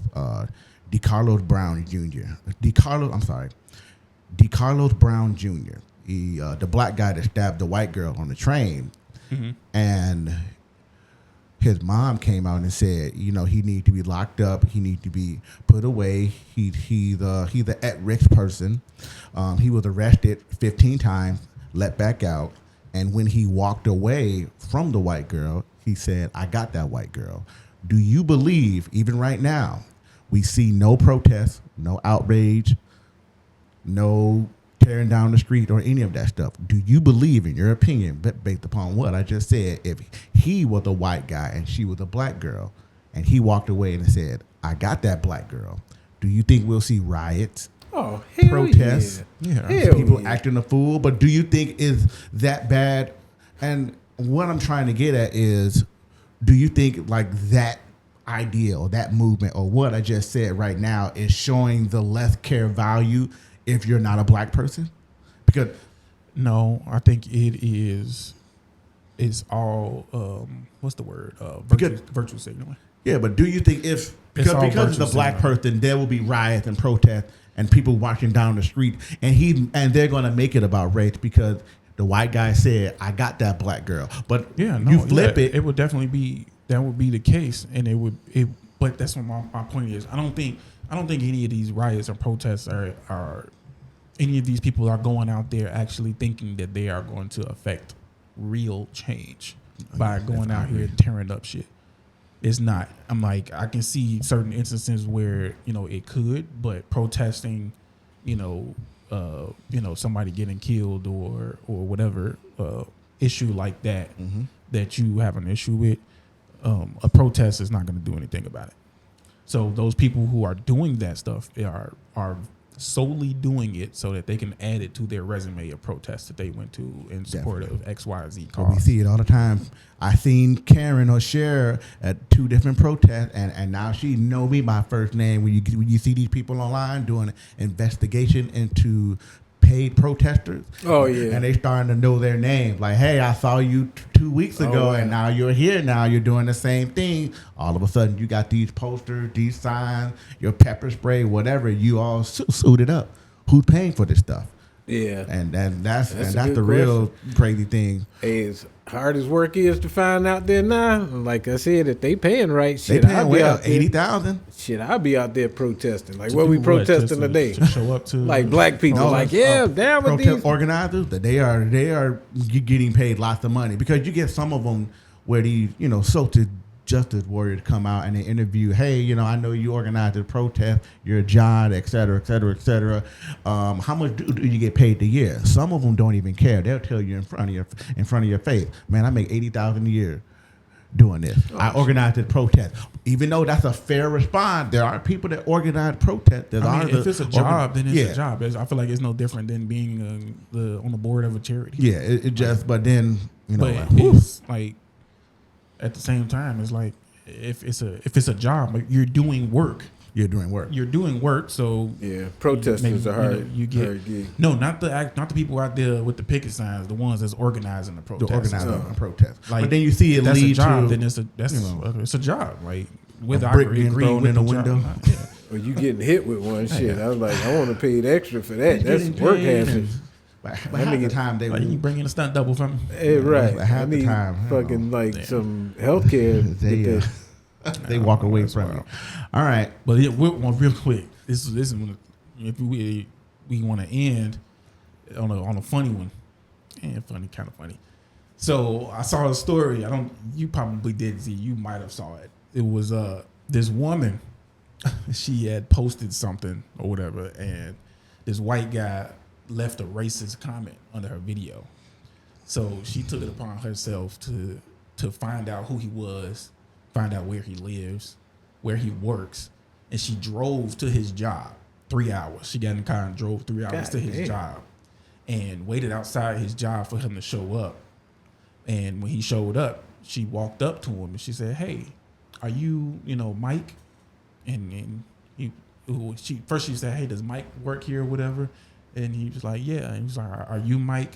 Said his last name or whatever. And he was like, "Yeah, I am." And he was like, "Do you remember me?" And he was like, "No." He was like, "No, I don't." She was like, "Yeah, I made a post, the other day, and you left a very nasty racist remark under my post.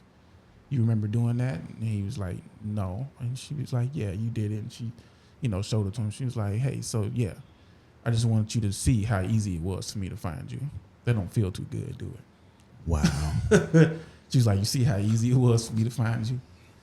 She was like, "You should probably apologize. Like, no, you want to, I wrote you a nice little apology that I think you should read."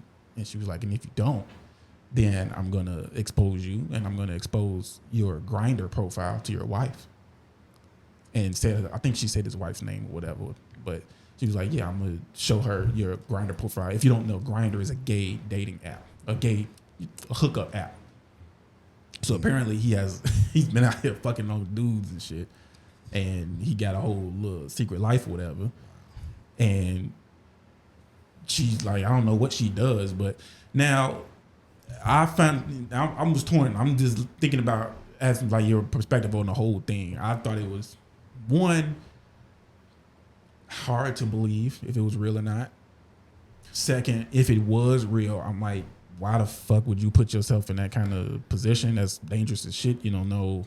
Right. I was first thing after I shot you was going to be I was in fear for my life. It could have really went left. But third, look how easy she fucking found him. Like, you just left a comment under somebody's post, and she showed up at your job 2 days later, and it's just like, well, and willing to drive 3 hours. Right, because that's 180 miles. I do driving all the time. Yeah, Nigga, 120 is 2 hours. 180 that's 3 hours. So that's 180 miles that you took upon yourself that I don't even take lightly, and I'll do the shit for 16 hours. But for 3 hours, that means that your ass like planned this, got the directions, drove in it, was mad the entire 3 hours that you was driving just to go pull up on somebody and said, "I found you." If somebody did that to me, you getting shot first.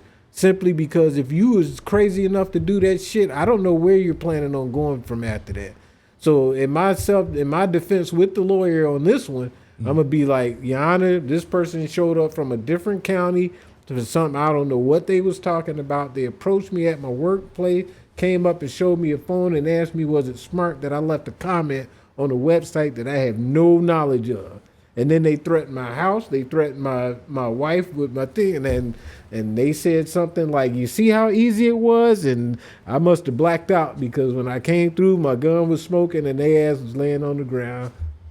Temporary insanity. I guess. Good luck with that. That's Especially how it be. I mean, I ain't gonna Okay, lie. She boy, don't have no I can. weapon or- That's fine. I can put the butter knife and tighten it up in the air like she came at me. They ain't gonna believe that. Hey, But- you'd be surprised I don't know. I thought it was entertaining. if she showed up at your job after 3 hours and they find her with a steak knife in her hand. They gonna believe that. Cause what was she doing there? Oh, but her demeanor was very pleasant. Oh, I don't give a shit. Everybody's She said- OJ was pleasant, had- had a pleasant demeanor about him. People love OJ. Shit. She had You a know, nice smile when on a her knife face. in his hand, OJ wasn't too nice. This reminds me Voice or of this reminds me of an episode on South Park. I'm not sure if you saw it. South Park did an episode just like how you said, where they had this system or an online like media place where you can log in and put in your information, and then you can find somebody online exactly where they are, who they are, and I think it was called Troll Trace. And then once people started using this program, they started to go like set some of the trolls or the people that made heinous comments like on fire and like beat them up. No. But could you imagine if whatever program she used, send it to but me? again, like I said, if I'm in court with that though, and the judge be like, "Well, you shot an unarmed person," I'd be like, "Well, she had the steak knife, but my thing is that she drove for 3 hours. That's looking bad on her. That means that she took it out of her day to do all this and drive to somebody she didn't know for 3 hours and confront them, and she got shot." So underneath all of this, I'm sitting here real time thinking. So what does that say? Well, not even that. Just this is just one example of it, but on a much broader scale, how much accountability do you think people should be held for the things that they say and or do on the internet? When it comes to now, did he make a threat or it was just a heinous? It was a very racist, racist comment. Remark. But how much accountability do you think, or how much responsibility do you think people should be held for the things that they say and do on the internet? Even down to leaving a racist comment on somebody's picture or something on Instagram. I mean, I think I'm still going to apply it as, unless you're threatening somebody, it's still a form of freedom of speech. Because he could have saw that person in person or saw her in person, still made the same comment. Would she still have tried to figure out who he is? Maybe. She probably would have got his license plate, took a picture of him, did a Google image reverse search. There's a whole lot of ways to find people. Yeah. So even on this camera, this camera on me. Yeah. But it's just like, this is why I'm not looking at that camera. Right. But so that's my thing. I'm like, so how much freedom do you think you should be able to say on the internet without being held accountable for the things you say? I think people are dumb. Feel like because it's like you get people who do that so much, like they feel so free to say certain things behind a keyboard because they know or they feel that there's no repercussions for it, and there's no way that it can come back to them, and I can say whatever I want to say. I'm in Chicago and you in LA. We ain't gonna ever meet each other. I'm gonna call you all kind of names, but you don't really know who this person is, what kind of connects they got, or how easily you leave a trail on the internet and how easy it may be to find you. Because I can guarantee you probably wouldn't say that into that person's face. And the only reason you feel comfortable saying it is because you're online. Yeah, but I have to date back to old school mentality. And I remember my dad saying this, especially when you started getting to fights when you were younger. But he's like, they can say whatever. He's like, as long as they don't put their hands on you, you good. Like, because words ain't nothing. Like, you can sit up here and say, he's like, word ain't never going to cut you. He's like, but they put their hands on you, that's something completely different. And that's how I feel about the internet. Like, nigga, you're on the internet. It's like, what are you going to take that serious to make you drive 3 hours to confront somebody? And it's like, what kind of person are you? Well, not even necessarily just that example. I mean, well, no, I'm just using it as but I'm just saying in any example that a person would have repercussions. I mean, if it's done in say it's like a news station or something where they have guidelines that certain things can't be said or promoted, then okay, yeah. Well, you got to abide by those guidelines. But for an individual to take something personally said on the internet, and you got to be all up in your feelings to find some type of reaction. I was like, that's just stupid. So what about people tend to get mad at the reaction, but they don't be mad at the action. So it's like somebody did something to make a person react that way. It's like you can say what you want, but you can't control how a person reacts. Yeah, you somebody can walk up to me and say X, Y, and Z, and depending on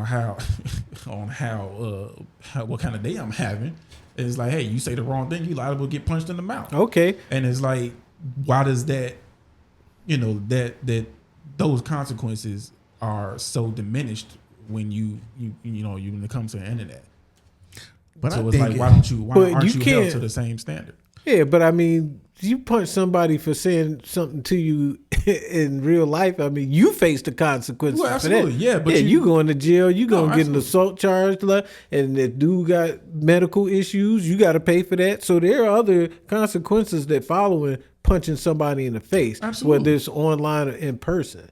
So it's to me, it's like it's no different. Somebody's call you a boo boo head online. It's like, okay, you gonna freaked out and go find this person to go punch him in the face, and then what? You're going to suffer those same consequences because you assaulted somebody. Now you got to go to jail and you got to follow the XYZ and all that. It's like, okay, was it worth it? Being caught? No, it's never worth it. It's not even worth it in person. But it's still the difference of I think it's just like, man, people, you can tell who's never been punched in the face before. Like you can just tell just by some people's demeanor and the way that they so flippantly just say things and snap on people, especially like Karens and stuff. And it's like, man, you never been. I'm waiting on my Karen. Like, I'm waiting. Yeah, you tell I've been punched because I know the healing time, and it's like I know how to take a punch to the point where it's not gonna affect me. It's like you can judge it. It's like at least in person you can judge. You be like, okay, so I know the consequences of my actions. I know this person just said something to me. Dude might be bigger than me. You know, if I swing on this dude, I might lose. And it might take me a couple. Right. It might, depends. It depends. Some people got an iron jaw. It ain't the jaw you aim for. Well, I'm just suspension. You know what I mean? Go somebody punch, got an iron chin, like in boxing or whatever. Go punch somebody in the throat and see if the chin matters. Could you imagine like this, man? I don't know. I don't know about y'all, but I'm waiting on my Karen, man. I'm waiting too because I'm just like. Wait, what do you mean waiting on your Karen? Just like waiting on, walking down the street. If I'm, like let's say if one. Excuse me, are you supposed to be here? Yeah, like I live here. Have you ever seen those videos where a black person is with their kids in a park and a white person comes up and they say, "Hey, are you supposed to be playing in this park? Are you authorized to be in this park?" They act like they're authorized or over the park, and they tell you got to leave the park or you're trespassing. Like, who the fuck are you? And there's plenty of videos out there. I know. I don't watch them, but I find that interesting. Even like, you can't record in front of my business. You ain't even seen all those crazy videos out there. Those social media warriors and my First Amendment right. I can record anything. Well, that's a little bit different. Yeah, but as far as the cameras and stuff, I've seen where it was a dude that lives. He like was in his work truck, but he was at home or parked outside of his home, whatever. And he was in his work truck. Some old white lady walked up and knocked on his window, scared the shit out of him, and she's like asking him like, "Why are you parked here?" And he was like, "Why do you care?" He was like, "Who are you?" She was like, "Well, I live here, and I'm just wondering why you parked here." And he was like, "It's none of your business." It's like, why are you concerned about what I'm doing? Like sitting here, I'm not bothering anybody. I'm sitting here in a work truck. It's like a work truck. It's like probably got like a business name on the side or whatever. And she's just so adamant about finding out why he's sitting here in the neighborhood and telling him he can't sit here or whatever. And come to find out, like, he's parked in front of his house. And she was like, "Yo, you don't know every single person that that lives here, but because he looks a certain way, and because he's a black guy, it was just like, hey, you don't look like you belong in this neighborhood." But it's like there's a different level of it because I'm like, I can completely understand and empathize with the idea of, hey, I live in a certain community. I'm used to seeing a certain type of person here. So if I see somebody who doesn't look like they fit in here, I'm gonna be like, that's interesting.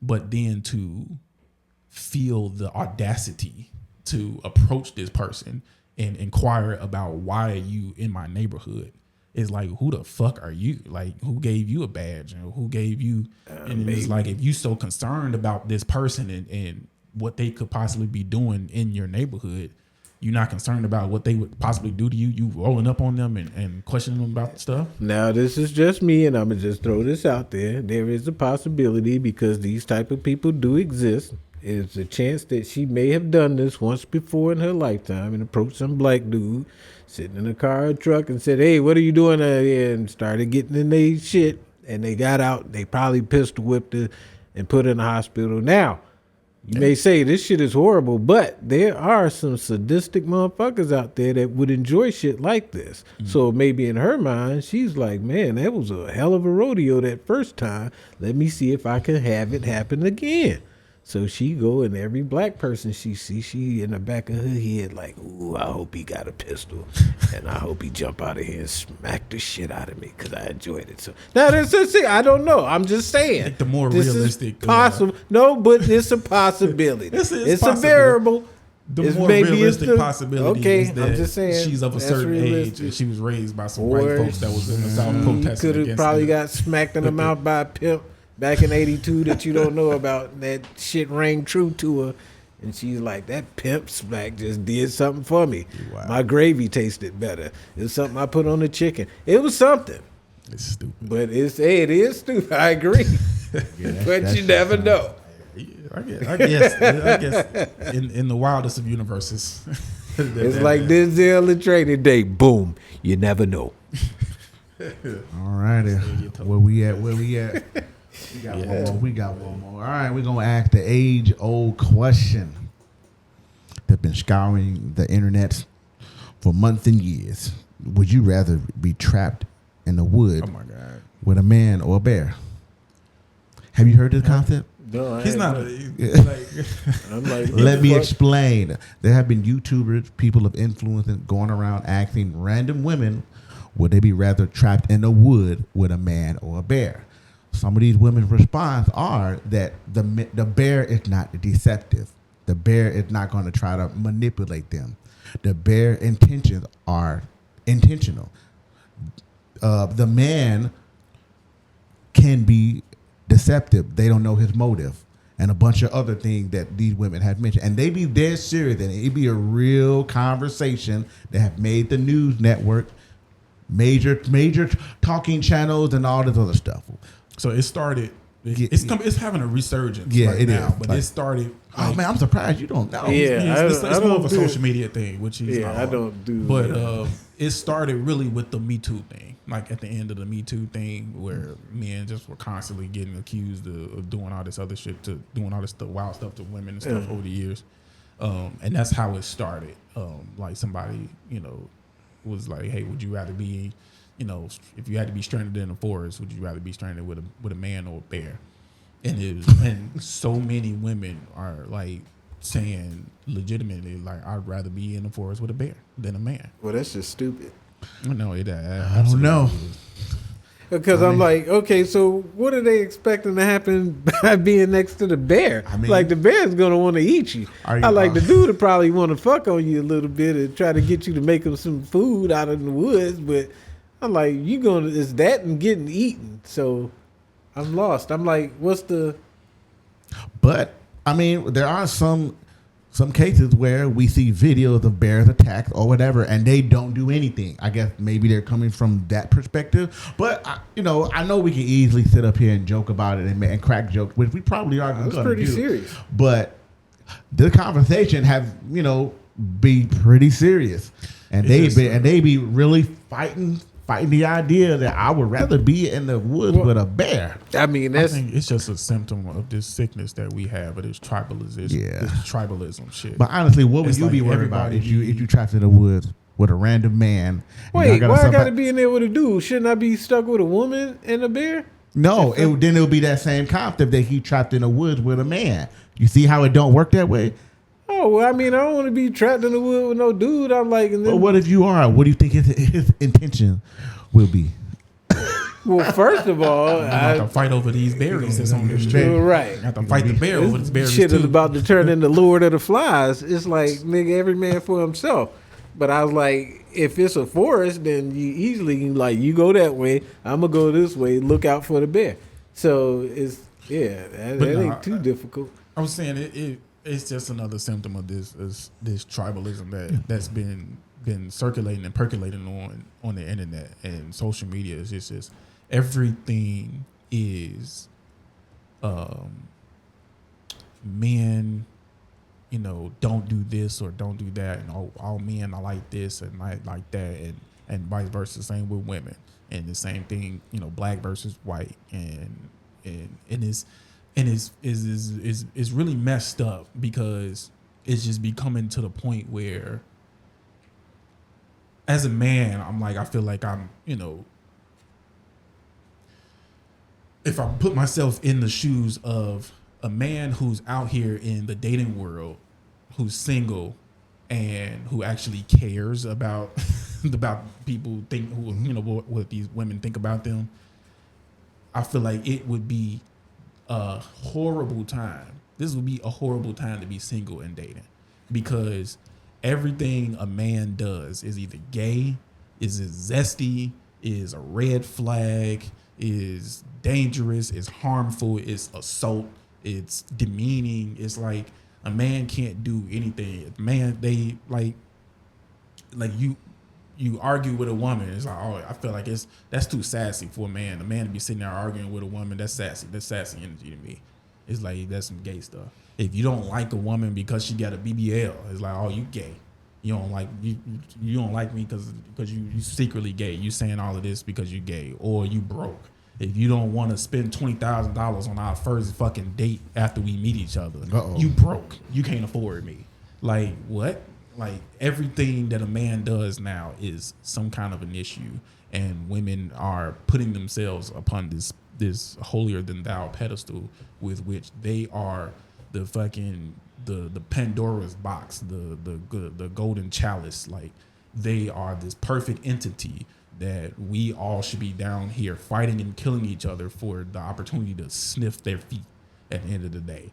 And it's just like, goddamn, like, when the hell did anybody deserve that? Like, let alone man or a woman. Is like, hey, you already had unbeknownst to a lot of women for some reason for the longest time, it's like, y'all really the ones that got the control over the world, because look at all the wars that have been started, and it's like, hey, I'm pretty sure you could trace that back to a woman somewhere.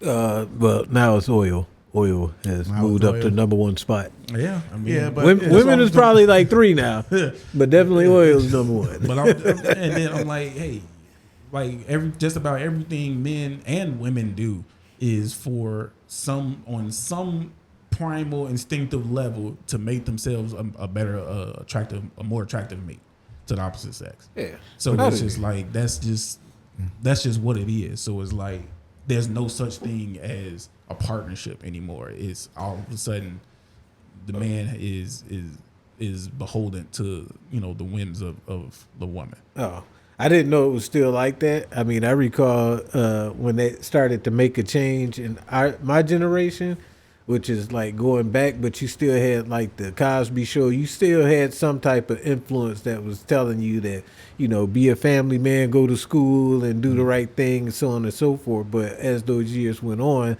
I was able to see the disintegration of, number one, to me, would have been the women, especially with black women during the rap era, during that time where the video vixens things started becoming big, because it took away from the mystique aspect. It took away from like looking at women in a more respectable aspect of it. It's like when we started watching the videos, and I remember vividly, we were joking earlier, but the 2 Live Crew album cover, I was like, I ain't never seen asses like that, but I remember that album cover damn near like colored, like by pixelated. I can tell you what that album cover looks like.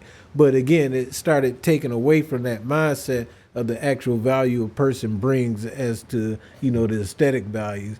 When you fast forward again, like you were saying, to today, again, I've been out of dating game for damn near 30 years. I couldn't tell you what's going on. Yeah. But it seems like nothing has changed if women are sitting here expecting a man to pick up the bill and do everything.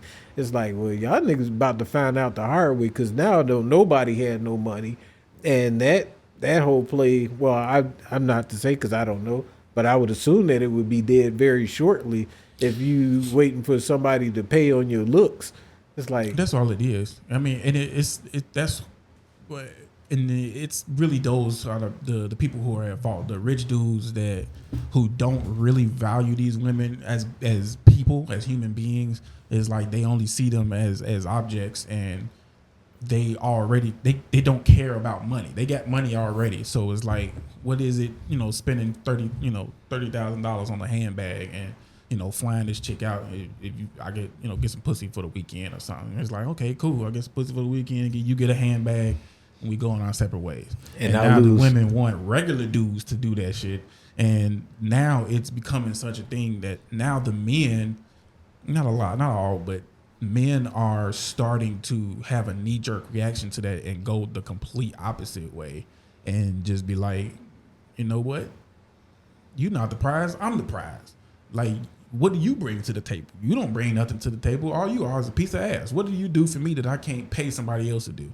Yeah. And it's just like, that's not what that's not what a relationship is about. It's like, it ain't about what, two people do for each other on a material thing. Like, obviously, you supporting one another, but it's just like, it's so much deeper than, what can you do for me that I can't do for myself or pay somebody else to do. Right. And the same thing goes for the women. It's like, it's way more than just how much money you make and what kind of trips you can pick me on and what kind of bag you can buy me and shit. And it's just like, I think it sucks. And I'll alter my original statement. It would suck to be any type of single person in this dating game right now that has any type of head on their shoulders, because you got to deal with both sides of that coin. Yeah, it's like everybody want to be the fucking prize and nobody wants to be a teammate. It's like everybody want to be Kobe, everybody want to be LeBron, everybody want to be Jordan, and it's like, hey, we need some Pippins, we need Robins, we need Kurt, not Curry's one of the stars too, but we need everybody. It's a team effort, and nobody wants to believe that anymore in this dating world that I'm seeing. Everybody is just it's judgmental. Is what can you do? How much money you got? Hey, let them find out the hard way. And again, too, it's like everybody's relationship is going to be based off of what they deem to be a happy relationship. However it works out, it works out. But, I guess, like, hey, if that's what makes you happy, if that's what people think they can find happiness with, then so be it. It's like you developing your foundation is based off of what you build it on. So if it's built off of bunch of what a person can get me and not about the true love aspect, or like you said, the team building, maybe that doesn't apply to some people, but for others it does. I know me personally, it worked out fantastic. I was like, I'm not complaining, but shit, if somebody don't want to see that, or I'm lame or whatever, I'm like, that's cool, I'm old. So and it's always the single people. You don't ever hear no married people talking like that. It's just cause they locked in, niggas. Like and it's kind of like, but I'm saying, like, you don't even hear the stories, like, married people coming back and be like, yeah, when we first met, I had to make sure that he's making a certain amount of money and he was able to take me on X, Y, and Z trips, the guy saying, hey, when we got married, I had to make sure that when I came home, the house was clean and she cooked and made dinner and had my bubble bath ready for me and getting ready to give me some head on the side and all this other stuff. And it's like, that's not real. It's not. That's my point. That's some movie you watched. That is my point. That's a goddamn Tyler Perry movie. I don't know if that happened. Like, that shit ain't real. Like, that's not the way the world. That's not the way. A lot of them are dating the same man. Like, they're not dating the guy that worked at McDonald's or the guy that worked for the USPS or even remotely the good job. Like, they dating the guy that makes a whole bunch of money on, parlays and stuff and in Vegas. Like, they're dating those guys and they wonder why you're number 5, you're number 6, you're number 10, you're the number 11th guy or girl that he's talking to. Right. You're not number 1. Number 1 is the girl you ain't seen yet. He don't want you to see. Like, that's the girl he planned on marrying, but he don't want to intertwine with what he got going on with you because you're number 5. You're number 11. And then you wondering, why I'm not on the wheel. If you at this point is a female with a nice body, good looking, you blew your chances in the 80s. Only because back in the 80s, you had one or two type of women built. You had the big bone girls and you had the skinny girls. It wasn't the hourglass shaped Jessica Rabbits running around. That shit didn't happen until the late 90s, early 2000s. But by that time, everybody else had them. So now that takes you off the top prize list. Had you gone back to 85 with a body like that, you was getting somewhere. You'd have had some 85 money. Now, 2025, no money. Shit, everybody look like that. Yeah, 2026. That's why I'm like, I would hate to be single in this dating economy. It's like, it sounds I horrible. feel like I'd just be single. I'm like, I just, did find some chick to deal with from time to time, but then it's just like, hey, because I don't have the patience for that, man, and I don't have the filter to not tell a person your ass is crazy. Like, you expect me to do this? It's like, hey, cash me out on the first date. I need a bag. Right. Like, on the first date, you want to go. You trying to go to the most expensive restaurant in the city on the first date?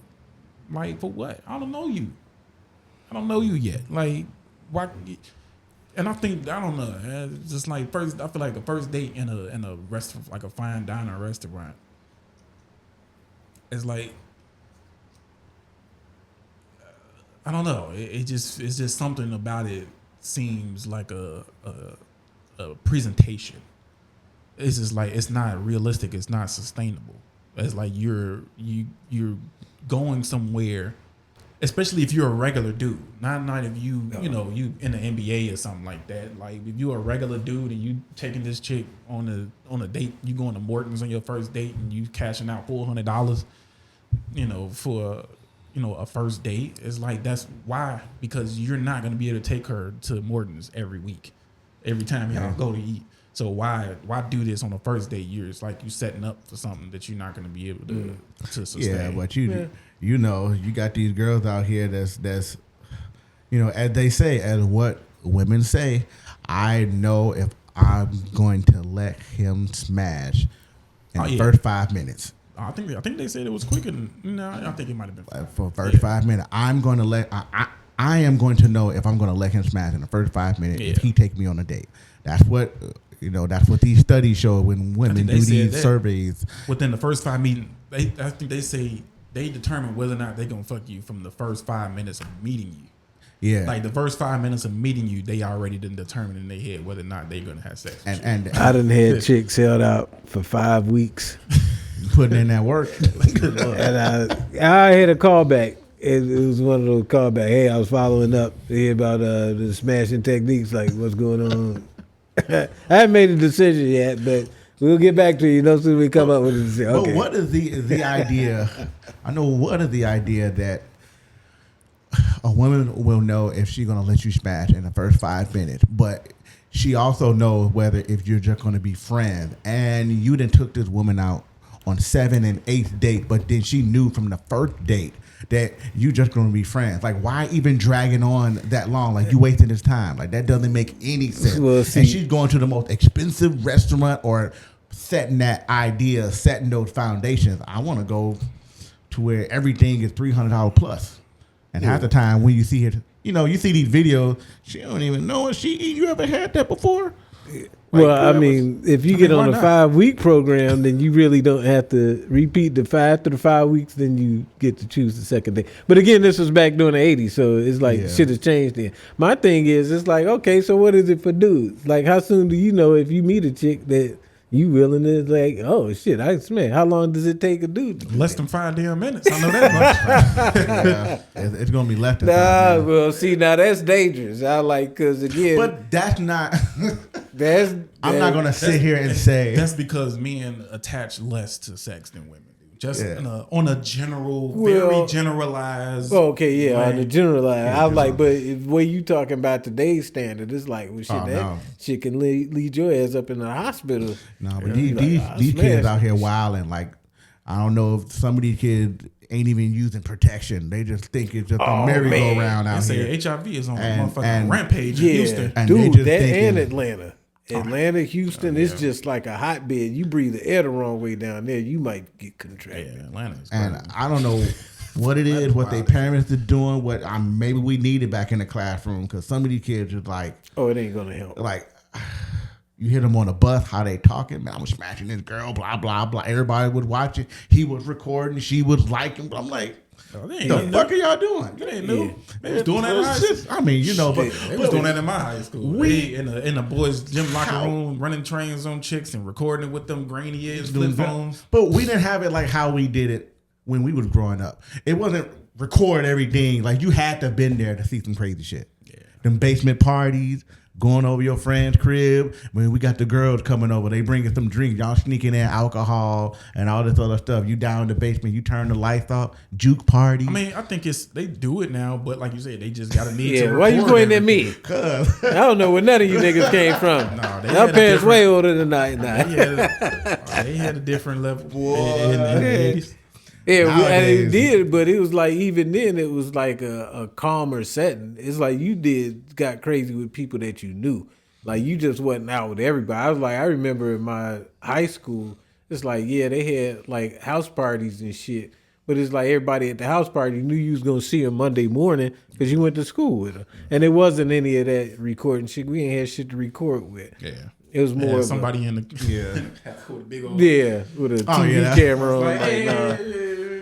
Oh man, like you had to been there. You had to see what he did or she did. Or hear the story, and even that you wasn't getting the whole story right. But yeah, I don't know. That's crazy as hell. I was like, I can't. it's wild. But All right. Wrap this up. I got to piss like a mother. All right, well, I gotta go to bed. It's past my bedtime. Yep. All right, y'all. I'm turning All right, this y'all. off. Hollis. Yo. Peace.